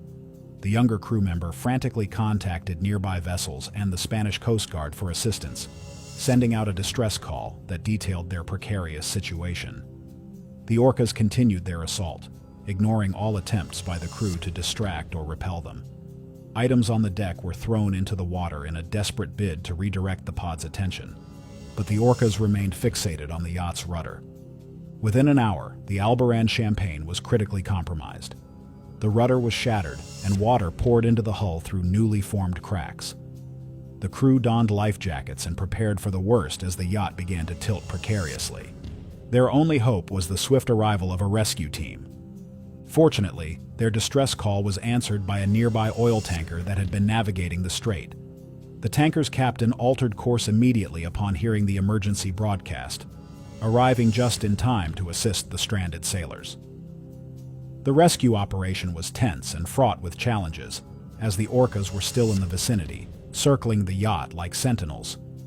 The crew of the Alberan Champagne was evacuated onto the tanker, leaving behind their beloved vessel, which continued to sink as the relentless orcas loomed nearby. Despite the loss of the yacht, both crew members were unharmed, a testament to the quick response of the tanker's crew and the efficiency of the Spanish maritime rescue system. The incident left the sailors shaken and deeply concerned about the growing trend of orca attacks in the Strait of Gibraltar. For years, marine biologists and experts have studied the behavior of the orca pods in the region, noting an increase in aggressive encounters with boats. Theories abound as to why these attacks occur, ranging from territorial defense to stress-induced aggression or even social learning within the pods. The Strait of Gibraltar, a narrow waterway connecting the Atlantic Ocean to the Mediterranean Sea, is a hotspot for marine traffic. The constant presence of ships, yachts, and fishing vessels may be contributing to the stress levels of orcas in the area. These highly intelligent and social animals are known to have complex emotional lives, and the disruption of their natural habitat by human activity could be a driving factor behind their increasingly confrontational behavior. Following the Alberan Champagne incident, local authorities and maritime organizations introduced measures to address the rising number of orca encounters. These steps include increased monitoring of orca activity, the use of acoustic deterrents, and issuing guidelines for sailors on managing orca interactions. Sailors are advised to cut engines, avoid sudden movements, and refrain from engaging with the orcas in any way, as these actions may escalate the situation. The sinking of the Alberan Champagne was a powerful example of the dangers posed by orcas, particularly in regions where their behavior has become increasingly unpredictable. For the crew, the experience was both humbling and harrowing, showcasing the immense power and intelligence of these apex predators. While the incident ended without loss of life, it emphasized the importance of fostering a better understanding of these animals and finding ways for humans and marine life to coexist safely. A trainer stood too close, and Malia's jaws snapped shut, trapping the trainer's arm and breaking the illusion of control. What followed was a cover-up, leaving a haunting question. Can we ever truly control the wild? Malia is the daughter of Nanali and Tilikum. She has lived all her life at SeaWorld Orlando. Basically, that's her home. Born and raised in captivity, she's grown familiar with human interaction. Yet beneath her trained demeanor, Malia remains a powerful predator by nature. In 2022, Malia was just 15 years old when the unimaginable happened.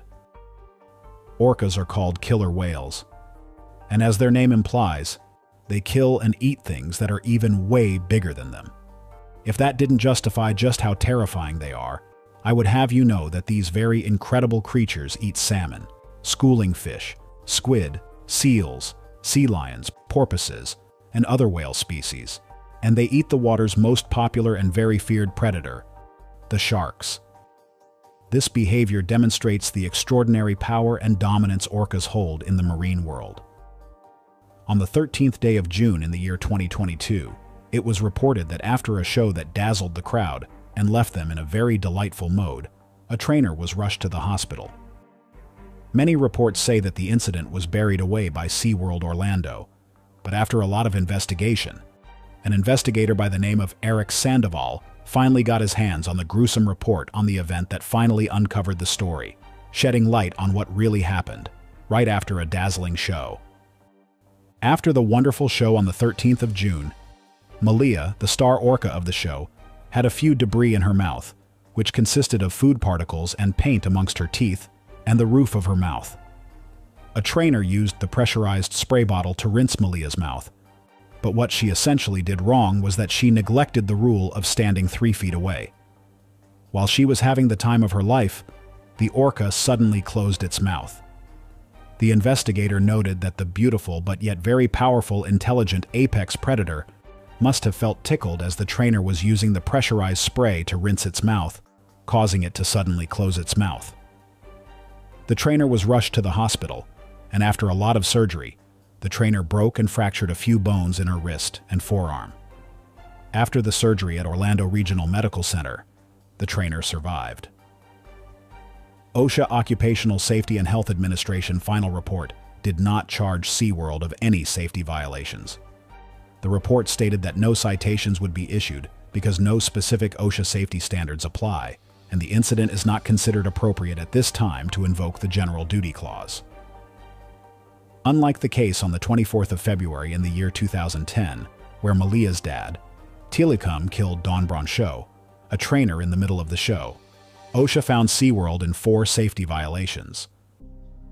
The story of Don Brancheau and Tilikum is both terrifying and tragic, detailing in truth that no matter the training given to these wonderful creatures and the bond established with them by humans, Mother Nature still runs what goes on in their lives. Dawn was inspired by her first visit to SeaWorld at the age of 10. At that moment, she watched the iconic Shamu leap out of the water.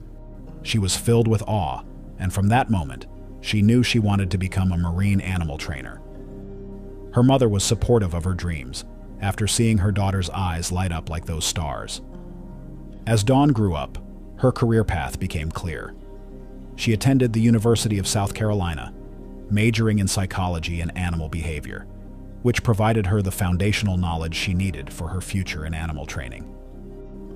After college, she worked with dolphins at an attraction in New Jersey, which sharpened her skills a great deal and helped her in learning more about marine animals before finally securing her dream job at SeaWorld. Her love for animals extended beyond her job. She also volunteered at animal shelters and cared for a variety of animals at home, including her 2 Labrador retrievers. Her dedication to fitness and well-being also underscored her commitment to her role, as she maintained peak physical condition to work safely with the massive creatures she loved with the whole of her heart. Dawn's story took a darker turn when she began working with Tilikum, an orca whose past was dipped in trauma, washed off with loneliness and air dried with fear. He was first captured off the coast of Iceland at the age of 2. Tilikum was separated from his family and transported to a small tank at a marine zoo where he was held in isolation. All alone, all he did was swim in circles and lay motionless in the water as even the insides of a tank lacked tides to catch even a little fun. Eventually, he was moved to Sealand of the Pacific, a poorly maintained facility on Vancouver Island. Tilikum shared a tank with 2 older female orcas, Haida II and Nootka IV. In the wild, female orcas generally occupy the top of the social hierarchy, and these 2 often asserted dominance over the young Tilikum. Sometimes it gets violent. The constant stress and lack of space led him to develop stomach ulcers and resulted in his isolation in a medical pool to prevent further attacks. Sealand's staff recognized Tilikum's declining mental state, so they sought the advice of Bruce Stevens, a former SeaWorld head trainer. Stevens strictly warned them that the orcas needed more stimulation and engagement to prevent boredom and aggression, but the facility lacked resources to implement sufficient improvements. Despite the warnings, Sealand failed to meet the animals' needs, and the stress manifested in very dangerous and aggressive behaviors. 1991 was the first time Tilikum took a life, and he didn't do it alone. The incident occurred at Sealand when Kelty Byrne, a part-time trainer and university student, accidentally fell into the tank with Tilikum and the other orcas. The orcas, maybe acting out years of pent-up stress, attacked her. They dragged her under the water repeatedly until she gave up the ghost. This horrifying incident led Sealand to close permanently, and Tilikum was sold to SeaWorld, despite concerns about his history of aggression. By the time Tilikum arrived at SeaWorld in 1992, he had already been involved in 1 fatality, but his enormous size and potential for drawing in crowds made him a valuable asset. However, the incidents didn't stop. In 1999, he was linked to another strange fatality involving a homeless man who had snuck into SeaWorld and was later found dead in Tilikum's tank. Despite this, SeaWorld continued to use him in shows, including those featuring Dawn, who had spent years working closely with him. On February 24, 2010, a day like any other at SeaWorld, tragedy struck. During the Dine with Shamu show, Dawn was performing alongside Tilikum, who seemed calm and responsive. She had been petting him, their bond evident to the spectators enjoying their meals nearby. But in a shocking and violent turn, Tilikum suddenly grabbed her ponytail and pulled her into the water. Some witnesses reported that he had seized her by the arm or shoulder instead, but the fact remained that she was dragged under, subjected to an aggressive attack that lasted several minutes. Trainers rushed to intervene as fast as they could. They used nets and food to try to distract him, but Tilikum did not release her until it was too late. The autopsy revealed the horrific extent of Dawn's injuries. Her jaw was shattered, a portion of her spine was broken, her left arm was dislocated, and she suffered multiple fractures. She had drowned due to brute force inflicted by Tilikum. The attack sent shockwaves through SeaWorld and the public, casting a spotlight on the ethical questions surrounding the captivity of such powerful and intelligent animals. Can these creatures truly be domesticated? Following Dawn's death, SeaWorld faced intense scrutiny, not only from the public, but also from government agencies. OSHA found SeaWorld at fault for multiple safety violations. OSHA specifically cited the following safety violations. 1. Failure to provide adequate barriers. OSHA found that SeaWorld did not have proper physical barriers or sufficient safety protocols in place to protect trainers working in close contact with orcas, which created a serious risk of injury or death. Trainers performed in close proximity to Tilikum and other large orcas, exposing themselves to danger without adequate protective measures. 2. Lack of protective equipment and procedures. OSHA highlighted that SeaWorld failed to implement protective equipment or procedural safeguards that could have prevented direct contact between trainers and orcas, especially with Tilikum, known to have a history of aggressive incidents. OSHA suggested that more protective equipment and tools should have been utilized to reduce the risks associated with training and performances. 3. Negligence in recognizing hazards. OSHA determined that SeaWorld had been negligent in recognizing and mitigating hazards presented by Tilikum's behavioral history, including his previous involvement in fatalities. SeaWorld continued to allow close interactions without additional precautions, despite knowledge of these risks. And 4. Failure to train employees in safety protocols. SeaWorld was also cited for not providing adequate training on safety protocols that could help mitigate dangers when working with large marine animals. OSHA noted that the training programs lacked the necessary depth to prepare trainers for handling situations involving potentially aggressive animals like Tilikum. These OSHA violations led to SeaWorld being fined $75,000, with the most serious violation being classified as willful, because SeaWorld knowingly disregarded the need for better protections and precautions. The tragedy even inspired the documentary Blackfish, which examined the captivity and treatment of orcas in marine parks, sparking a public outcry and calls for reform in how these creatures are housed and used for entertainment. This incident prompted OSHA to mandate that trainers could no longer have direct contact with orcas without physical barriers or other protection. Despite Tilikum's involvement in multiple fatalities, he remained at SeaWorld until his own death in 2017, reportedly due to a lung infection. In 2022, after the incident involving Malia, renewed questions emerged over SeaWorld's safety protocols. Critics and animal rights advocates questioned if additional and more robust safety protocols had been put in place to make working with these intelligent, apex predators safer. SeaWorld Orlando refrained from giving a detailed response, but did issue a statement through a spokesperson. He said that the well-being of both animals and staff is a top priority. The spokesperson emphasized that extensive training, safety procedures, and continual evaluations were in place to ensure a safe environment for all the animals and their employees, highlighting that SeaWorld strives to balance animal welfare and trainer safety. OSHA records show that, since the fatal 2010 incident with Dawn Brancheau, SeaWorld has experienced no additional fatalities involving orcas, which the company views as an indicator of the improved safety measures. While there have been incidents, no other deadly attacks have occurred, suggesting that the updated policies have had a significant impact. However, some experts continue to argue that these precautions may not be sufficient when dealing with powerful social animals like orcas, whose needs may be difficult to fulfill in captivity. They argue that these complex animals often exhibit stress and abnormal behaviors, potentially contributing to unpredictable actions despite the protocols in place. SeaWorld's response and evolving safety practices show the ongoing debate over the ethical and logistical challenges of keeping large marine mammals in captivity, balancing entertainment, education, and the need for humane treatment. The incident with Dawn remains a stark reminder of the inherent risks involved in dealing with these powerful creatures, prompting ongoing evaluations to ensure the safety of both trainers and animals alike.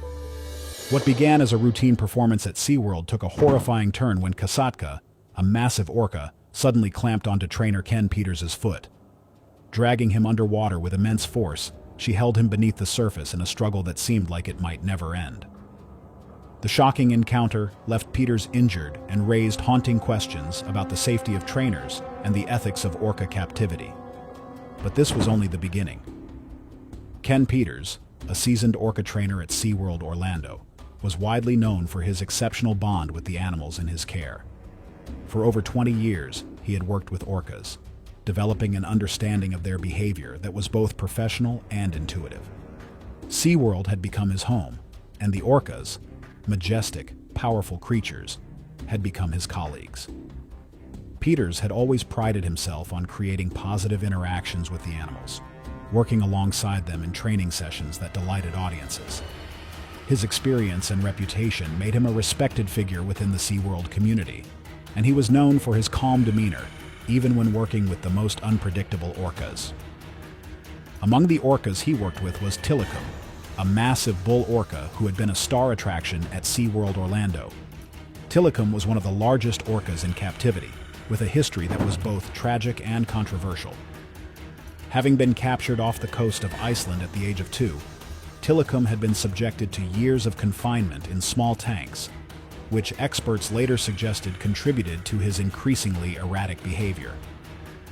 Tilikum had been involved in several incidents over the years, including the tragic death of a trainer, Dawn Bronshow, in 2010. Though Tilikum had always been an awe-inspiring figure in SeaWorld's shows, his behavior had raised concerns in the animal care community. Despite these issues, Tilikum remained a central part of SeaWorld's orca exhibitions, and trainers like Ken Peters continued to work with him, trusting their expertise and the training protocols in place. It was a routine day at SeaWorld Orlando when Ken Peters began preparing for the day's training session. Everything seemed normal. The park was busy. Families were gathered around the pools to watch the spectacular orca shows, and trainers were getting ready for their performances. Peters, along with a team of trainers, had a scheduled training session with Tilikum, the orca he had worked with countless times before. However, that morning, something was different. As Peters entered the pool area, Tilikum, who had typically responded well to commands, appeared restless. This wasn't immediately alarming. Many animals in captivity go through phases of irritability, but it was a subtle shift in the orca's demeanor. Peters, used to reading Tilikum's body language, noticed the tension in the animal. Still, he continued with the session, leading the orca through its tricks and commands. Then, without warning, Tilikum's behavior turned aggressive. The orca, normally calm and responsive to training, suddenly became uncooperative, thrashing in the water. Peters, accustomed to managing these moments, tried to maintain control of the situation. But the orca's movements grew erratic, and within moments the trainer found himself in a life-threatening situation. Tilikum lunged toward Peters, grabbing him by his arm and dragging him under the water. Panic set in as Peters was pulled beneath the water's surface by the massive orca. The sheer power of Tilikum was overwhelming. At 12,000 pounds, Tilikum was a beast of strength, and Peters, although a skilled trainer, was no match for the orca's size and power. As he struggled to free himself, Tilikum's grip tightened, and the water became a swirling, disorienting blur. Peters could feel himself being dragged through the pool as if he were a rag doll. The orca's jaws clamped down on him, and he felt the sharp pressure on his body. Tilikum's actions were not those of a playful or curious animal. This was something far more dangerous, a sudden outburst of aggression that no one could have predicted. Peters was helpless as the orca thrashed him around the pool, dragging him from one end to the other. His limbs were being wrenched painfully, and his head was spinning in a cloud of fear and water. Within moments, chaos erupted as trainers and park security scrambled to save Peters. They shouted commands, and some even tried to distract Tilikum with food, hoping to break the orca's focus. But the animal remained fixated on Peters, showing no sign of letting go. The frantic attempts to intervene were met with the same intense resistance. Tilikum's powerful tail and body made it nearly impossible for anyone to approach safely. Finally, after what seemed like an eternity, a team of trainers managed to grab hold of Peters and pull him to safety. They managed to get him out of the water, but the damage had already been done. Peters was severely injured, his body bruised and battered by Tilikum's violent attack. He was rushed to the hospital, but the psychological and physical scars would stay with him for the rest of his life. The attack raised serious questions about the safety of trainers working with orcas. While SeaWorld had strict protocols in place, it was clear that the risks of interacting with these massive animals were far greater than many had realized. The incident put an intense spotlight on Tilikum's history and the underlying problems within orca captivity. For Peters, the attack was a traumatic reminder of how dangerous these animals could be when pushed to their limits. The incident also sparked conversations about the unpredictable nature of wild animals and how captivity might influence behavior. Orcas in the wild have never been known to attack humans, yet the rising frequency of aggressive incidents in captivity suggested that something was deeply wrong with the current practices. The tragic attack on Ken Peters was a wake-up call for the marine park industry, forcing a reevaluation of how orcas should be treated and whether they should remain in captivity at all. On June 19, 2023, Wim Rutten, a retired physicist from the Netherlands, set sail from Lerwick, Scotland, heading toward Bergen, Norway, for what he had hoped would be a peaceful fishing trip. The 72-year-old had long been fascinated by the open seas and the quiet solitude that came with being on the water. With years of experience navigating the northern waters of Europe, he felt comfortable and prepared for the journey ahead.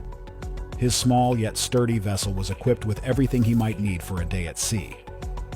The weather was calm, the skies clear, and the waters of the North Sea seemed welcoming, reflecting a soft blue hue beneath a warm summer sun. Rutten was in his element, fishing off the coast of Scotland, surrounded by nothing but the vast, serene expanse of the sea. There were no immediate signs of trouble as he dropped his line into the water, hoping for a decent catch. His boat gently rocked with the rhythm of the waves, the only sound being the occasional creak of the vessel's frame and the soft hum of the engine. The world felt far removed from the noise and hustle of everyday life. And for Rutten, this was the calm before the storm. Though at the time, he had no idea how literal that expression would soon become. Suddenly, without any warning, the serene atmosphere of the ocean was shattered by a violent jolt. The boat shook violently, throwing Rutten off balance.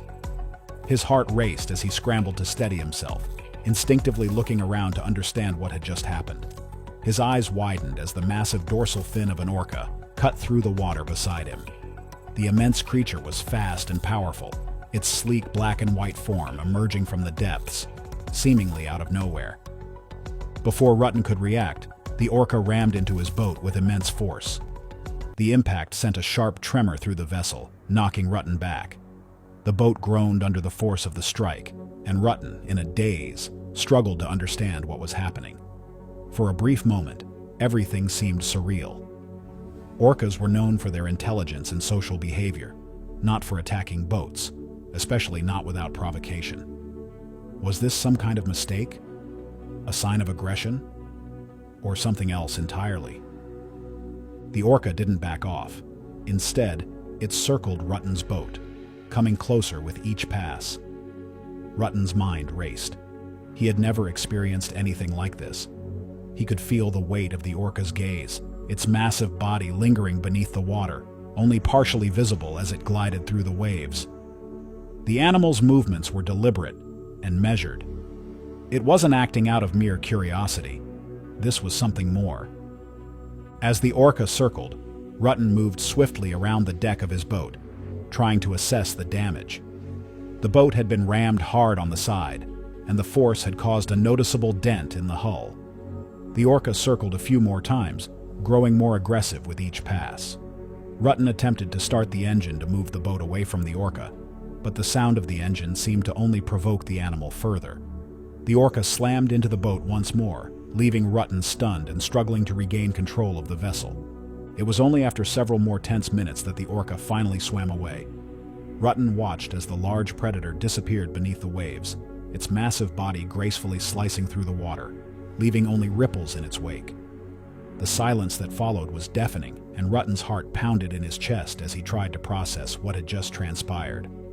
The orca had come and gone, leaving behind only confusion and fear. The damage was minimal, but enough to remind Rutten of the frightening unpredictability of the sea. The attack left him with a deep sense of vulnerability. Though the orca had not caused any major damage to the boat, the emotional toll of the encounter was undeniable. Rutten, who had spent much of his life on the water, now found himself questioning his understanding of the ocean and the creatures that lived within it. He had always felt a deep connection to nature, but this encounter with the orca had shaken him to his core. In the days following the attack, Rutten reported the incident to local maritime authorities. While the authorities were concerned, the event was treated as an isolated incident, an anomaly. But as Rutten would later learn, his encounter with the orca was far from unique. It was part of a growing trend of similar attacks in the region, a trend that had begun to raise alarms among sailors and marine biologists alike. Over the next several weeks, Rutten's story was shared among other sailors who had experienced similar encounters. The maritime community began to take notice of the unusual behavior exhibited by the orcas in the region. Rutten's attack was just one of several incidents that had occurred off the coasts of Scotland, Spain, and Portugal. In these waters, orcas were becoming increasingly aggressive toward boats, especially during the summer months when boat traffic was at its peak. Researchers, too, began to investigate these strange occurrences, puzzled by the sudden shift in behavior. On May 12, 2024, the Alberan Champagne, a 49-foot-long sailing yacht, was navigating the Strait of Gibraltar, a narrow stretch of water between southern Spain and North Africa. The two-person crew, a seasoned sailor and his companion, were enjoying a peaceful passage through the calm waters. The sun was bright, and the atmosphere felt serene as the boat sliced smoothly through the strait, with the distant peaks of Morocco visible on the horizon. It was an idyllic day, one that promised little in the way of disruption, as they sailed along the shipping lanes that have been frequented by maritime vessels for centuries. The crew was accustomed to seeing the occasional dolphin or the distant splash of a whale, but nothing could have prepared them for what happened next. The smooth sailing abruptly turned into a nightmare as the sea beneath them suddenly seemed to come alive with the power of a pod of orcas. Without warning, the peace of the voyage shattered. A pod of orcas, their dark fins cutting through the water, surrounded the yacht, their movements deliberate and calculated. The crew initially watched, intrigued and awestruck by the sight of the apex predators so close to their vessel. However, that fascination quickly turned to terror as the orcas began to ram into the yacht's rudder and hull with frightening force. With each violent strike, the yacht shook. The sound of the impacts was deafening, echoing through the hull and into the hearts of the terrified crew. The power of the orcas was unmistakable. Each ram felt like a freight train colliding with the boat. The crew scrambled, trying to understand the cause of the attack, but the ferocity of the orcas was beyond anything they had imagined. They tried to steer the yacht away, but it was no use. The orcas, relentless and focused, continued to target the rudder, each impact causing more structural damage. As the minutes passed, the yacht began to take on water. The crew realized with growing horror that the boat was sinking. Despite their best efforts to control the situation, it was clear that the situation was spiraling out of their control. The once calm and serene voyage had turned into a desperate fight for survival, with the violent pounding from the orcas showing no signs of stopping. Panic set in as the crew understood the gravity of the situation. Adrenaline coursed through their veins as they worked frantically to try and prevent further damage to the boat. But the orcas, seemingly unfazed by the crew's attempts to escape, persisted in their assault. The boat's rudder was damaged beyond repair, rendering the crew helpless as they struggled to keep the vessel afloat. The water began to flood the lower decks, and the yacht's engines sputtered, giving out under the stress. The crew was left with no other option but to abandon the yacht, their hearts racing as they scrambled to prepare for the worst. Their minds raced through the possible outcomes. What would happen if they didn't make it out of this alive? As the yacht started to list and water poured into the hull, the crew realized that their chances of surviving this unscathed were slim. It was a terrifying moment of helplessness. But then, as the situation grew increasingly dire, they spotted something that would give them a fleeting sense of hope. A large oil tanker was approaching in the distance. The crew, now desperate for help, flagged down the tanker, waving their arms and shouting in a bid to attract attention. The tanker's crew, alerted to the distress signals, immediately turned into action, altering course to come closer to the sinking yacht. In what felt like a small miracle, the tanker arrived just in time. The crew of the Alberan Champagne was assisted in evacuating the yacht, and they were safely transferred to the tanker, which took them aboard to continue their journey. As the crew looked back at the sinking yacht, they couldn't help but feel a mix of disbelief and relief. They had narrowly escaped disaster, but the events that had unfolded left a deep impression on them.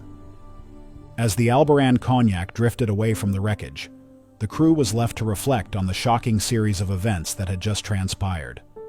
They had been in the wrong place at the wrong time, and in a matter of minutes, their voyage had turned into a life-or-death struggle. The violent Orca attack had been completely unexpected, leaving them shaken and deeply affected by the experience. This incident was not isolated. It was part of a growing pattern of Orca attacks in the region, especially in the Strait of Gibraltar, where Orcas had been known to target boats with increasing frequency. Marine authorities, fishermen, and sailors alike had been witnessing these attacks firsthand, and the fear of further incidents was spreading rapidly throughout the maritime community. While the crew of the Alberan Champagne had been lucky enough to be rescued, the broader implications of these attacks were far-reaching. Maritime authorities were now facing increasing pressure to address the growing threat posed by these apex predators.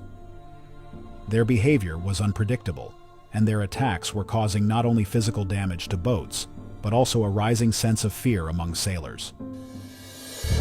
What started as a fascinating SeaWorld performance turned into a nightmare when trainer Steve Abel was suddenly dragged underwater by Kira, a powerful orca.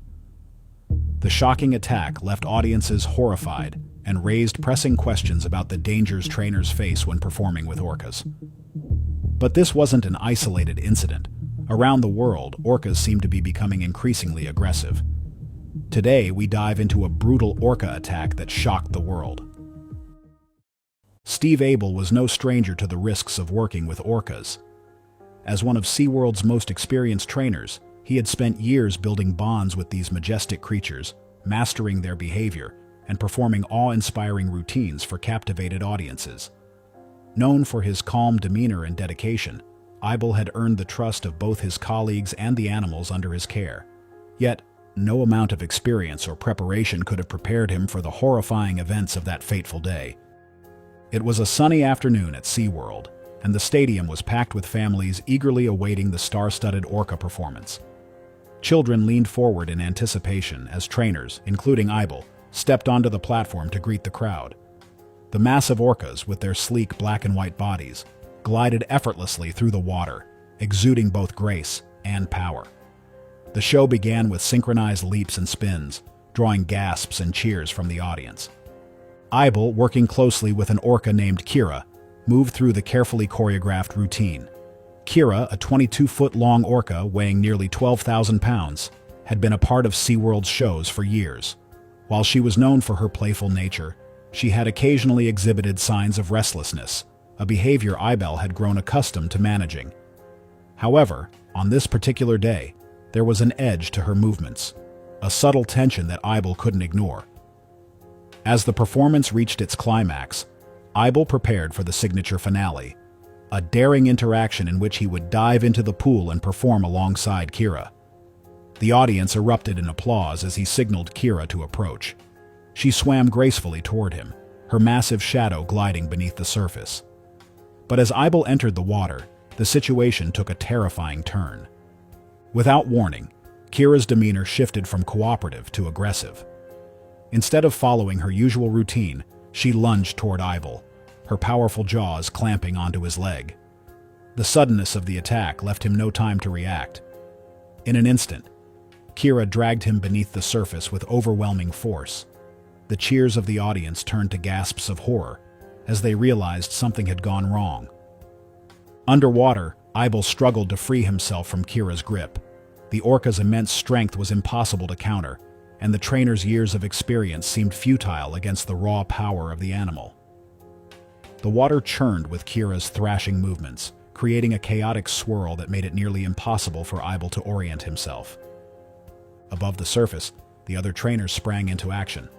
Shouting commands and using emergency tools, they tried to distract Kira and coax her into releasing Abel.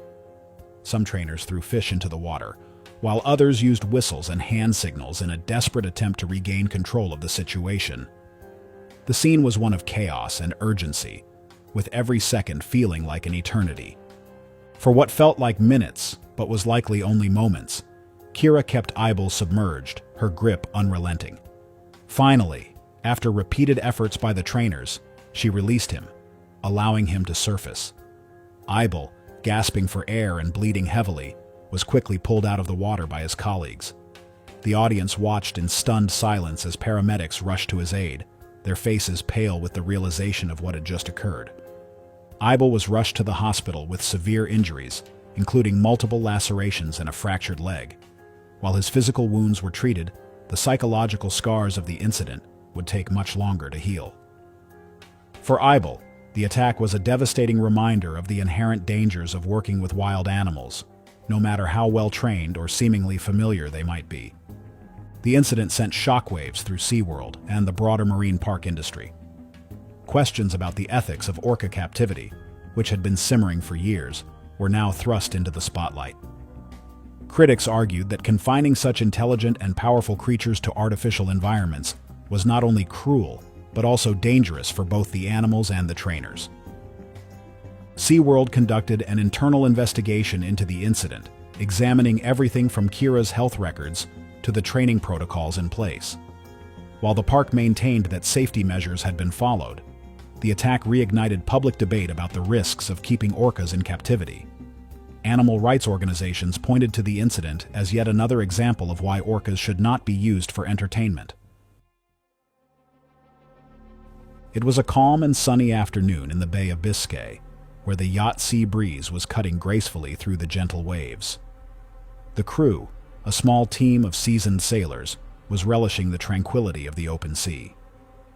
With the French coastline fading into the horizon and the ocean stretching endlessly ahead, the day seemed perfect for a leisurely voyage. Spirits were high as the yacht glided over the water, its sleek white hull shimmering under the summer sun. Unbeknownst to the crew, danger was lurking just beneath the surface. The Bay of Biscay, while picturesque and serene, was also part of a region increasingly known for a troubling phenomenon: sudden and aggressive orca encounters. For the crew of Seabreeze, however, these incidents felt like distant tales, unlikely to interrupt their peaceful day. But that illusion of safety was about to be shattered. Out of nowhere, the water around the yacht began to churn. The first sign of trouble came as a shadowy shape emerged from the depths, gliding just beneath the surface. One of the crew members noticed it first, a dark dorsal fin cutting through the waves. Within seconds, more fins appeared, circling the yacht with eerie precision. A pod of orcas had surrounded the Seabreeze. The mood on board shifted instantly. The crew, initially fascinated by the appearance of the majestic creatures, quickly grew uneasy. Orcas were known for their intelligence and social behavior, but the determined way in which they encircled the yacht hinted at something far less benign. The captain barked orders to secure the deck and prepare for what might come, but nothing could have prepared them for what followed. Without warning, the orcas launched their first attack. A powerful ram from one of the largest orcas struck the yacht's rudder, sending a jarring tremor through the vessel. The crew scrambled as the impact threw them off balance. The sound of the collision was deafening, a deep, resonant thud that echoed through the yacht's frame. Panic set in as the orcas continued their assault. One by one, they took turns ramming the yacht's stern, focusing their immense strength on the rudder. The water around the boat frothed with the sheer power of their movements, and the yacht began to sway dangerously. The crew tried to regain control, shouting instructions to each other over the chaos, but the relentless attacks made it nearly impossible to focus. One crew member, clinging to the deck rail, could only watch in horror as the largest orca struck again. The impact was so strong that the rudder began to crack under the pressure. The captain, desperate to save the yacht, attempted to steer away from the pod, but the damaged rudder rendered the vessel nearly unresponsive. The orcas showed no signs of relenting. Their behavior was methodical, almost calculated, as they continued to target the yacht's weakest point. Each collision felt like a deliberate act, a display of their raw power and precision. The crew, now fully aware of their vulnerability, scrambled to find a way to deter the animals. They banged on the deck, shouted into the open sea, and even threw objects into the water, but the orcas remained undeterred. As the minutes dragged on, the situation grew increasingly dire. The rudder was now severely damaged, and the yacht had begun to drift aimlessly. With no way to navigate and the Orcas still circling, the crew found themselves stranded in the middle of the bay, at the mercy of the powerful predators. The realization of their helplessness sank in. The crew huddled together, their voices tense as they discussed their next move. They had no choice but to call for help. A distress signal was sent out, alerting nearby vessels and maritime authorities to their plight. All they could do now was wait and hope for rescue. As the hours passed, the Orcas eventually lost interest and swam away, leaving the sea breeze battered and adrift. The crew, though relieved to see the animals depart, knew their ordeal was far from over. The damage to the yacht was extensive, and without a functioning rudder, they were unable to navigate to safety. Finally, a rescue vessel arrived, responding to the distress signal. The sight of the approaching boat brought a wave of relief to the weary crew. Rescuers assessed the situation and helped stabilize the yacht, towing it back to the nearest port. For the crew of the Sea Breeze, the ordeal was over, but the emotional toll of the experience would linger long after they reached dry land. The attack on the Sea Breeze was one of the most severe incidents in the region that summer, adding to the growing number of orca-related encounters in European waters. Maritime authorities, alarmed by the increasing frequency and intensity of these attacks, began issuing warnings to sailors and fishermen operating in the Bay of Biscay and surrounding areas. For the crew, the attack was a stark reminder of the unpredictability of nature. While orcas had long been admired for their intelligence and grace, their actions that day demonstrated a raw and untamed power that no sailor could ignore. The incident left many wondering, what was driving these apex predators to behave so aggressively toward boats? The morning of July 22, 2023, began like any other for the crew of the Ocean's Pride, a modest fishing boat based in the bustling port town of Galicia, Spain. Known for its rich maritime heritage, Galicia had long been a hub for fishing activities, with generations of families relying on the sea for their livelihood. That day, the crew of the Ocean's Pride, a group of seasoned fishermen, set out before dawn, ready for another day of hard work in the fertile waters off the Spanish coast. The Ocean's Pride, a sturdy vessel built to withstand the rough Atlantic seas, was well equipped for the task. Its engine hummed steadily as it made its way into deeper waters, with the crew going about their routines, checking nets, organizing equipment, and sharing stories over cups of hot coffee. The ocean was calm, the skies clear, and the conditions ideal for a productive day at sea. As the sun rose higher, casting a golden glow over the waves, the fishermen began their work in earnest. Lines were cast, nets lowered, and the rhythmic pace of the day settled in. The crew chatted and laughed, their voices carrying over the sound of the waves. But beneath the calm surface of the water, a shadow loomed, one that would soon turn their routine day into a harrowing ordeal. Shortly after midday, one of the crew members spotted something unusual in the distance. A sleek black dorsal fin cut through the water, followed by another and then another. At first, the men assumed it was a pod of dolphins, a common and welcome sight in these waters. But as the creatures drew closer, their size and distinct black and white markings became unmistakable. These were orcas, and they were heading straight for the Ocean's Pride. The crew watched with a mix of awe and unease as the pod of orcas approached. These apex predators were known for their intelligence and social behavior, and while encounters with orcas were rare, they were generally non-threatening. But as the orcas closed in on the boat, their behavior took on a more ominous tone. The first impact came suddenly, and with shocking force. One of the orcas rammed into the stern of the boat, striking the rudder with a powerful blow. The crew was thrown off balance as the vessel rocked violently, the sound of the collision echoing through the hull. A second strike followed, then a third, as more orcas joined in, targeting the rudder and propeller with unnerving precision. Panic erupted among the fishermen as they scrambled to make sense of what was happening. The captain shouted orders, trying to maintain control of the boat, but the repeated impacts made it nearly impossible. The orcas were relentless, circling the vessel and taking turns ramming into its stern. The water churned with their movements, and the once calm sea was now a scene of chaos. The damage to the boat quickly became apparent.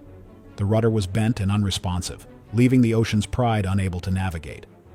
The propeller, a critical component of the vessel's propulsion system, had also been damaged, reducing the engine's effectiveness to almost nothing.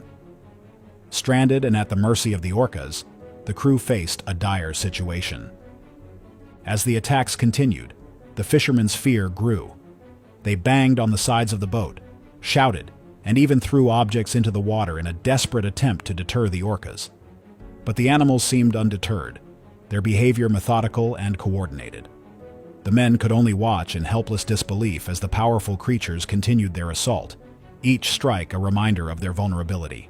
Minutes felt like hours as the attack dragged on. The crew huddled together, their voices tense as they discussed their options. With the boat disabled and no immediate way to escape, they decided to send out a distress call. The captain activated the emergency radio, relaying their coordinates and the nature of the attack to nearby vessels and maritime authorities. Finally, after what felt like an eternity, the Orcas began to lose interest. One by one, they retreated, their sleek bodies disappearing beneath the waves. The crew watched in stunned silence as the pod swam away, leaving behind a battered and immobilized boat. The Ocean's Pride was still afloat, but it was clear that it wouldn't be able to make it back to port on its own. Hours later, a rescue vessel arrived in response to the distress call. The sight of the approaching ship brought a wave of relief to the shaken crew, who had spent the intervening time assessing the damage and trying to keep the boat stable. The rescuers helped secure the Ocean's Pride and began towing it back to the safety of the harbor.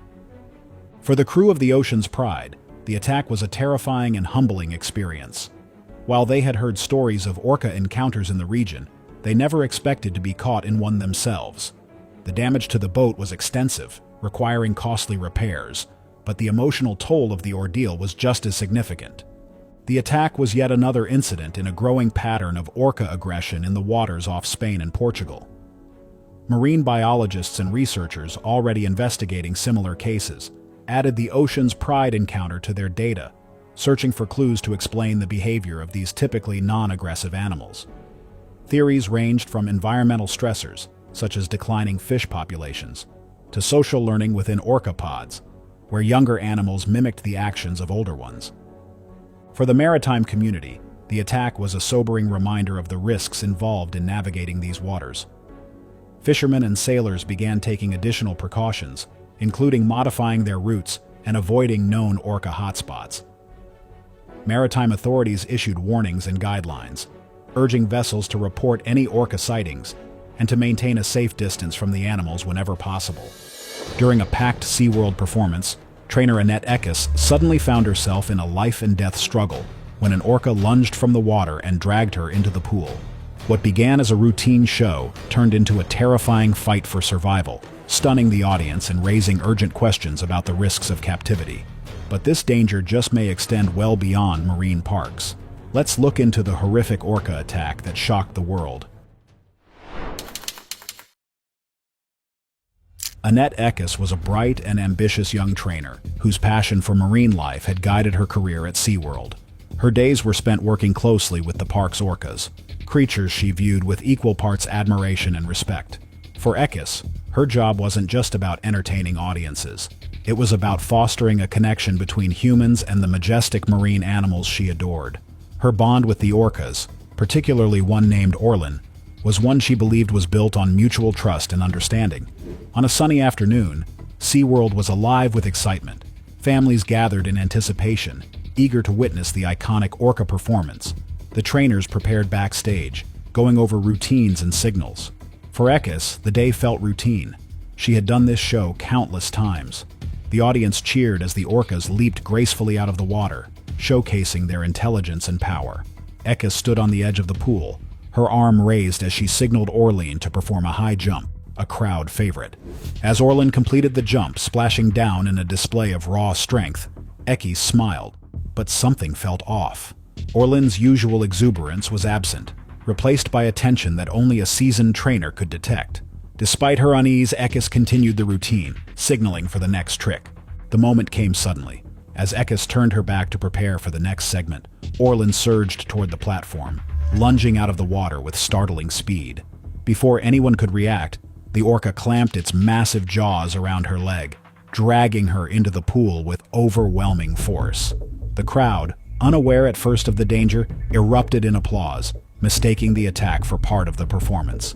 It wasn't until Ekis disappeared beneath the surface that gasps began to ripple through the stands. Underwater, Ekis fought desperately. Orlin's immense strength made her feel powerless as she struggled to break free.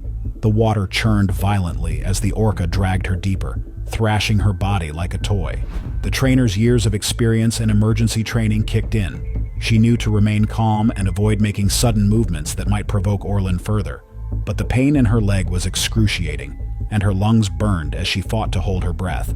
On the pool deck, chaos erupted.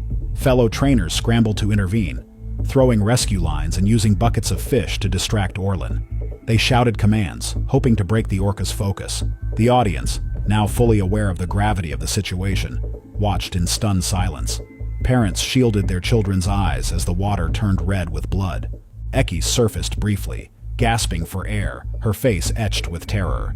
But Orlin pulled her under again, his grip unrelenting. Trainers worked frantically to deploy a safety net, a tool designed for emergencies like this. They managed to maneuver the net into the pool, creating a barrier that separated Orlin from the deeper sections. It was a risky maneuver, but it provided the team with a brief opportunity to reach Ekis. Finally, after what felt like an eternity, Orlin released her.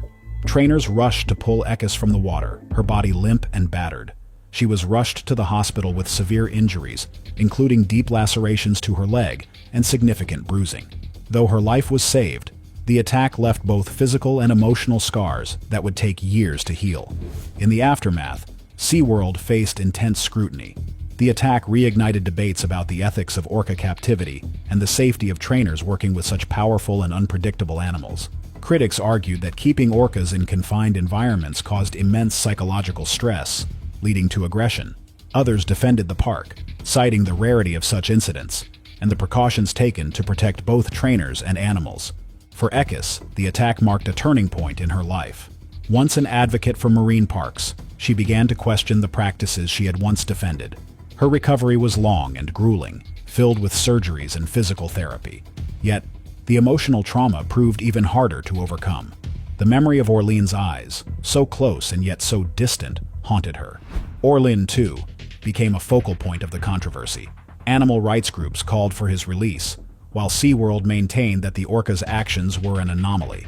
The incident led to changes in safety protocols, including the implementation of stricter rules regarding trainer interactions with orcas. It was a calm summer day in the English Channel, with the waters calm and the skies painted a gentle blue. The sailing yacht Blue Horizon glided effortlessly through the waves, its sails catching a steady breeze. On board, the small crew of 3 relished the peaceful atmosphere. The English Channel, with its picturesque views and moderate conditions, was a favorite destination for sailors, and this journey was meant to be a relaxing escape.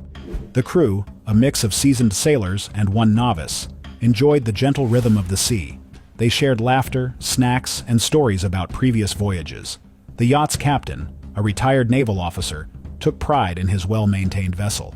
He had spent years navigating these waters, and was confident in the yacht's ability to handle anything the channel could throw their way. But as they sailed further from shore, a foreboding silence began to settle over the water. The first sign of trouble was a faint ripple in the distance. The captain, noticing the unusual disturbance, reached for his binoculars. What he saw made his stomach drop. A pod of orcas, their massive dorsal fins cutting through the water, was heading straight for the Blue Horizon. Orcas in the wild were not uncommon in these waters, but their behavior this time felt different. They were moving with speed and precision, their focus unmistakable.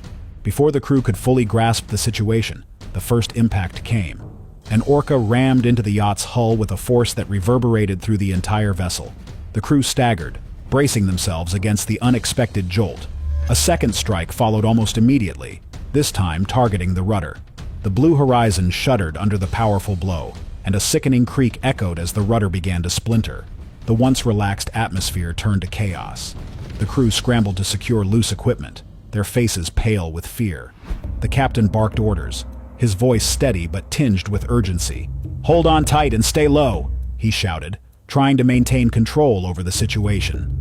The The youngest crew member clung to the mast, her eyes wide with terror, as she watched the orcas circle the yacht like predators closing in on their prey. The strikes continued with unrelenting ferocity. The orcas, their massive bodies moving with precision, seemed to take turns ramming the yacht. The blue horizon tilted dangerously with each impact, its structure groaning under the strain.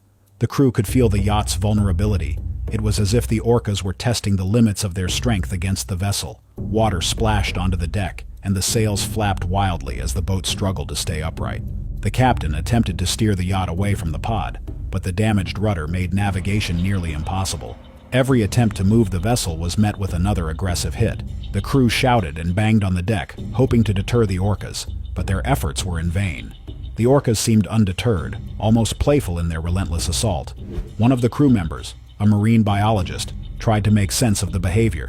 "They're targeting the rudder intentionally," she yelled above the chaos. "It's not random. They know exactly what they're doing." Her observation only added to the crew's unease. The orcas' intelligence and coordination were undeniable, and their behavior felt eerily calculated. Minutes felt like hours as the crew braced themselves for each new impact. The yacht was taking on water, and the captain knew they couldn't withstand the attack much longer. He activated the emergency radio, sending out a distress signal. "Mayday, mayday, this is the Blue Horizon. We are under attack by orcas and taking on water. Request immediate assistance." His voice remained calm, but the urgency in his tone was unmistakable. As the crew awaited a response, they focused on survival. The captain instructed them to don life jackets and prepare to abandon ship if necessary. The yacht's bilge pump struggled to keep up with the incoming water, and the damage to the rudder left them at the mercy of the currents. The orcas, seemingly satisfied with their efforts, began to retreat, their dorsal fins disappearing beneath the waves. The crew watched in stunned silence, unsure if the ordeal was truly over. Relief came in the form of a nearby rescue vessel, which had picked up the distress signal and arrived within the hour. The crew of the Blue Horizon was safely evacuated, though their ordeal had left them shaken. As they were transported to shore, they looked back at their battered yacht, now partially submerged and listing heavily to one side. The damage was extensive, and it was clear that the Blue Horizon would not sail again without significant repairs. The aftermath of the attack left the crew grappling with a mix of emotions. They were grateful to be alive, but deeply unsettled by the experience. For the captain, the attack was a humbling reminder of the ocean's unpredictability and the sheer power of its inhabitants. The marine biologist, though shaken, saw the incident as a stark example of the complex and often misunderstood behavior of orcas. Reports of the attack on the Blue Horizon quickly spread through the maritime community, adding to the growing concern about orca aggression in the region. Experts debated the cause of the behavior, with some suggesting it was a form of play, while others speculated it could be linked to environmental stressors or territorial disputes. Whatever the reason, one thing was clear: the relationship between humans and orcas was entering uncharted waters. The Sunset Dreamer, a sleek and modern catamaran, set sail under a warm spring sun off the coast of Portugal. Its small crew, an experienced captain, and 3 passengers, were on a routine voyage, enjoying the clear skies and calm waters. With its spacious deck and dual hulls, the Sunset Dreamer was built for comfort and stability, making it the perfect vessel for both leisure and exploration. The crew, seasoned sailors and sea enthusiasts, had no reason to anticipate trouble. The waters off Portugal were often dotted with dolphins and occasional whales, a treat for those lucky enough to catch a glimpse. The day seemed no different as they sailed farther from the coastline, the faint outline of Portugal fading into the horizon. Laughter and conversation filled the air, and the gentle rocking of the catamaran created an atmosphere of tranquility. However, that peace was abruptly shattered. The first sign of trouble was a sudden, sharp jolt that reverberated through the catamaran. Everyone on board froze, their eyes darting around in confusion. "Did we hit something?" one passenger asked, her voice laced with worry. The captain quickly checked the navigation equipment and glanced over the side of the vessel. What he saw caused his heart to sink. A pod of orcas was circling the Sunset Dreamer. The orcas, their black and white forms gliding ominously through the water, were moving with intent. Their sleek bodies cut through the waves with a precision that belied their immense size. At first, the crew tried to remain calm, assuming the animals were merely curious. But when one of the orcas rammed into the catamaran's rudder with a resounding thud, it became clear that this was no casual encounter. The Sunset Dreamer shuddered under the force of the strike. The crew scrambled to assess the damage, their faces pale with realization. The rudder, a critical component for steering the vessel, had taken a direct hit. As the crew tried to steer the catamaran away, the Orcas continued their assault, striking with a coordination that was both awe-inspiring and terrifying. Panic began to set in. The captain barked orders, trying to maintain control of the situation. "Everyone put on your life jackets," he yelled, his voice cutting through the chaos. The passengers complied, their hands trembling as they fastened the safety gear. The catamaran rocked violently with each impact, and the once stable vessel now felt like a fragile toy in the hands of these powerful predators. The strikes became more focused, targeting the already damaged rudder. The crew could hear the splintering of wood and the groaning of metal as the Orca's immense strength took its toll. Water began to seep into the lower compartments, and the realization dawned on everyone aboard: they were stranded. The Sunset Dreamer was no longer maneuverable, left at the mercy of the waves and the relentless Orcas. One of the passengers, a marine biology student, observed the Orca's behavior with a mix of fear and fascination. "They're doing this on purpose," she muttered. "They know exactly what they're doing." Her comment only heightened the tension as the crew struggled to maintain their composure. The Orcas showed no signs of stopping, their strikes punctuated by moments of eerie stillness as they circled the immobilized catamaran. With the rudder completely broken and the catamaran drifting aimlessly, the captain activated the emergency distress signal. "Mayday, mayday!" he called into the radio. "This is the Sunset Dreamer. We are under attack by Orcas and unable to steer. Request immediate assistance." The urgency in his voice was unmistakable, and the crew held their breath, hoping for a response. Minutes felt like hours as they waited. The Orcas, seemingly satisfied with their destruction, began to retreat, their dorsal fins disappearing beneath the waves. The crew watched in a mix of relief and disbelief as the pod swam away. But the danger was far from over. Without a functioning rudder, the catamaran was adrift in open water, vulnerable to the elements and any further encounters. The passengers huddled together, their faces etched with fear. The captain reassured them that help was on the way, though his nerves were frayed. The sound of the radio crackling to life brought a glimmer of hope. A nearby rescue vessel had received their distress signal and was en route to their location. When the rescue boat finally arrived, the crew of the Sunset Dreamer felt an overwhelming wave of relief.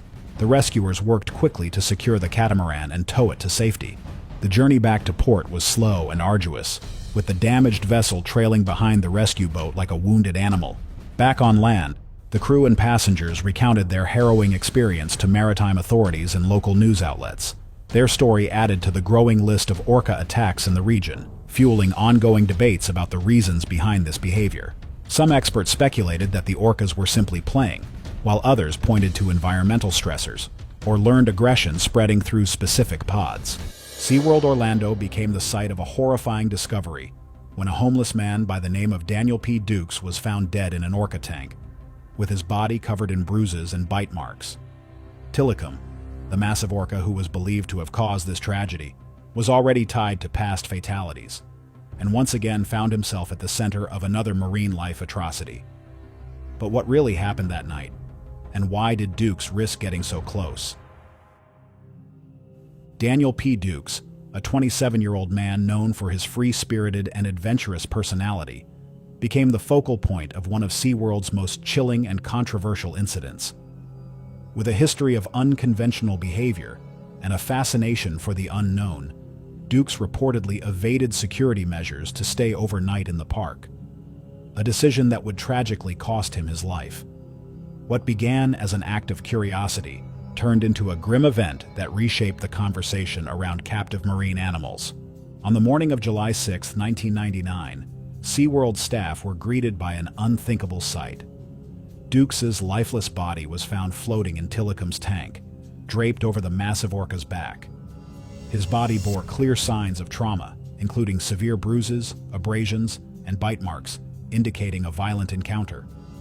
The discovery not only left the staff stunned, but also reverberated across the marine park industry, raising immediate questions about how such an event could occur. Investigators pieced together a troubling timeline. Dukes, it appeared, had entered SeaWorld the previous day as a regular visitor. As the park closed for the evening, he managed to evade security and stay behind. At some point during the night, he stripped down to his swim trunks and entered the frigid waters of Tilikum's enclosure. His motivations remain unclear. Did he seek a closer connection with the orca? Or was it a spur-of-the-moment decision driven by recklessness or fascination? Whatever the reason, his decision set the stage for a tragic encounter. Once in the tank, Dukes was no match for the sheer power and unpredictability of the orca. Tilikum, weighing over 12,000 pounds and measuring more than 22 feet in length, was one of the largest orcas in captivity. Despite his size and fame as a star performer, Tilikum had a troubling history of aggression, likely exacerbated by the conditions of captivity. Dukes's body showed evidence of a violent struggle. Investigators noted injuries consistent with being bitten and thrashed.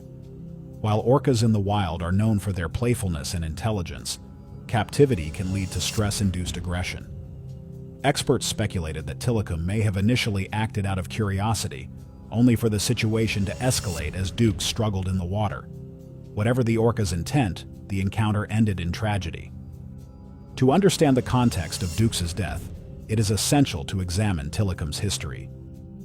Captured in 1983 off the coast of Iceland at just 2 years old, Tilikum was separated from his family and thrust into a life of confinement.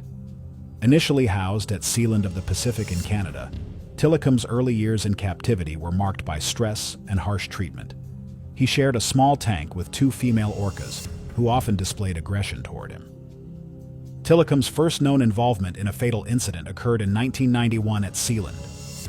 During a routine training session, a young trainer named Kelty slipped into the tank.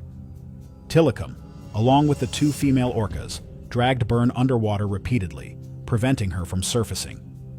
The event shocked the marine park industry, but was attributed to a tragic accident rather than the orca's aggression.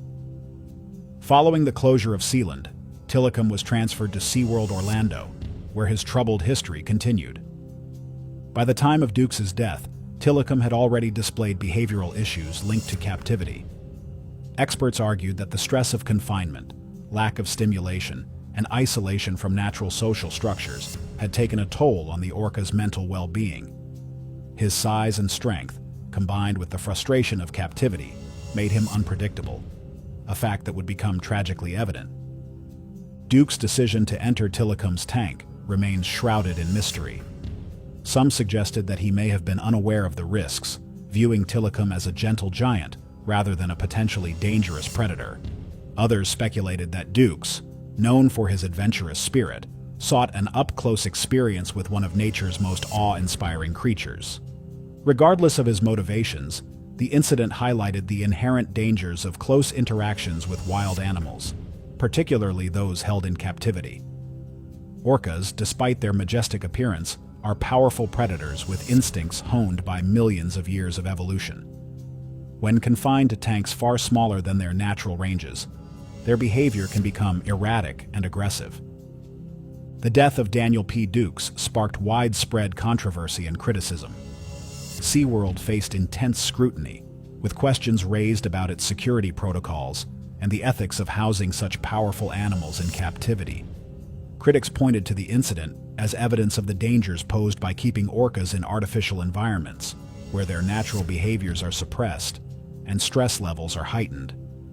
In response, SeaWorld implemented stricter safety measures, including enhanced barriers and improved surveillance to prevent unauthorized access to enclosures. However, the incident also reignited broader debates about the morality of using orcas for entertainment. Animal rights groups seized on Dukes' death as a rallying cry for reform, arguing that orcas like Tilikum should never have been confined in the first place. Dukes' death was not the last tragedy associated with Tilikum. In 2010, Tilikum was involved in the high-profile death of Dawn Brancheau, an experienced SeaWorld trainer. During a performance, Tilikum pulled Brancheau into the water, resulting in her death.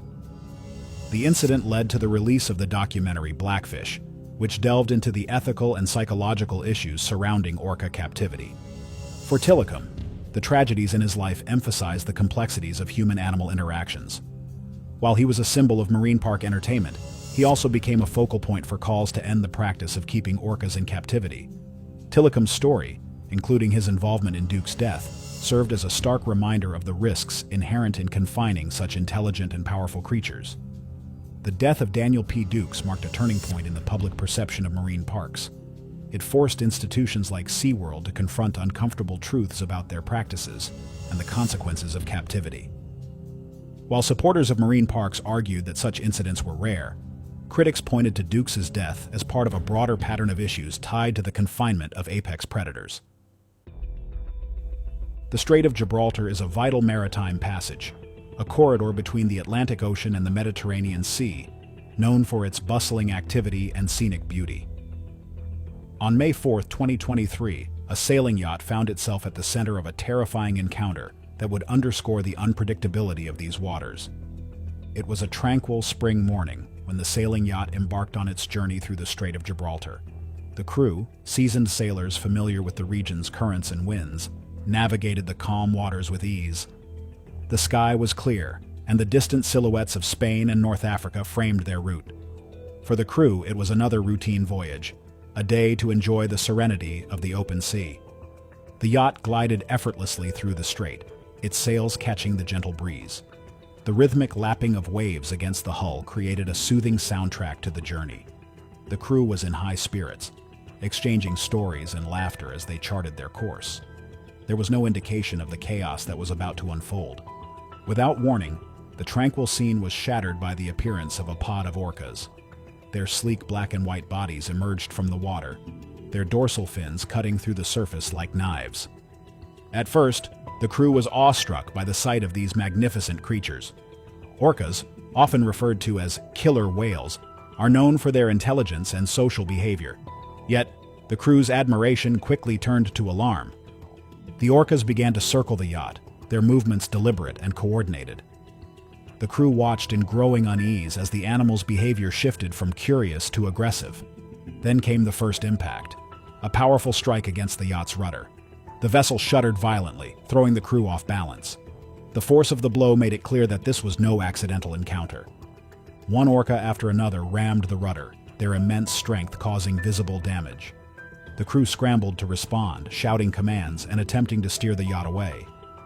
But the orcas were relentless, their attacks precise and unyielding. The rudder, a critical component for steering, was their primary target, and it wasn't long before it was rendered inoperable. The impacts grew more frequent and forceful. Each strike sent vibrations through the hull, creating a sense of impending doom. The crew tried everything to deter the orcas, from banging on the sides of the yacht to throwing objects into the water, but nothing seemed to work. The pod continued their assault with chilling determination, their behavior suggesting a level of coordination that left the crew baffled. As the situation escalated, panic set in.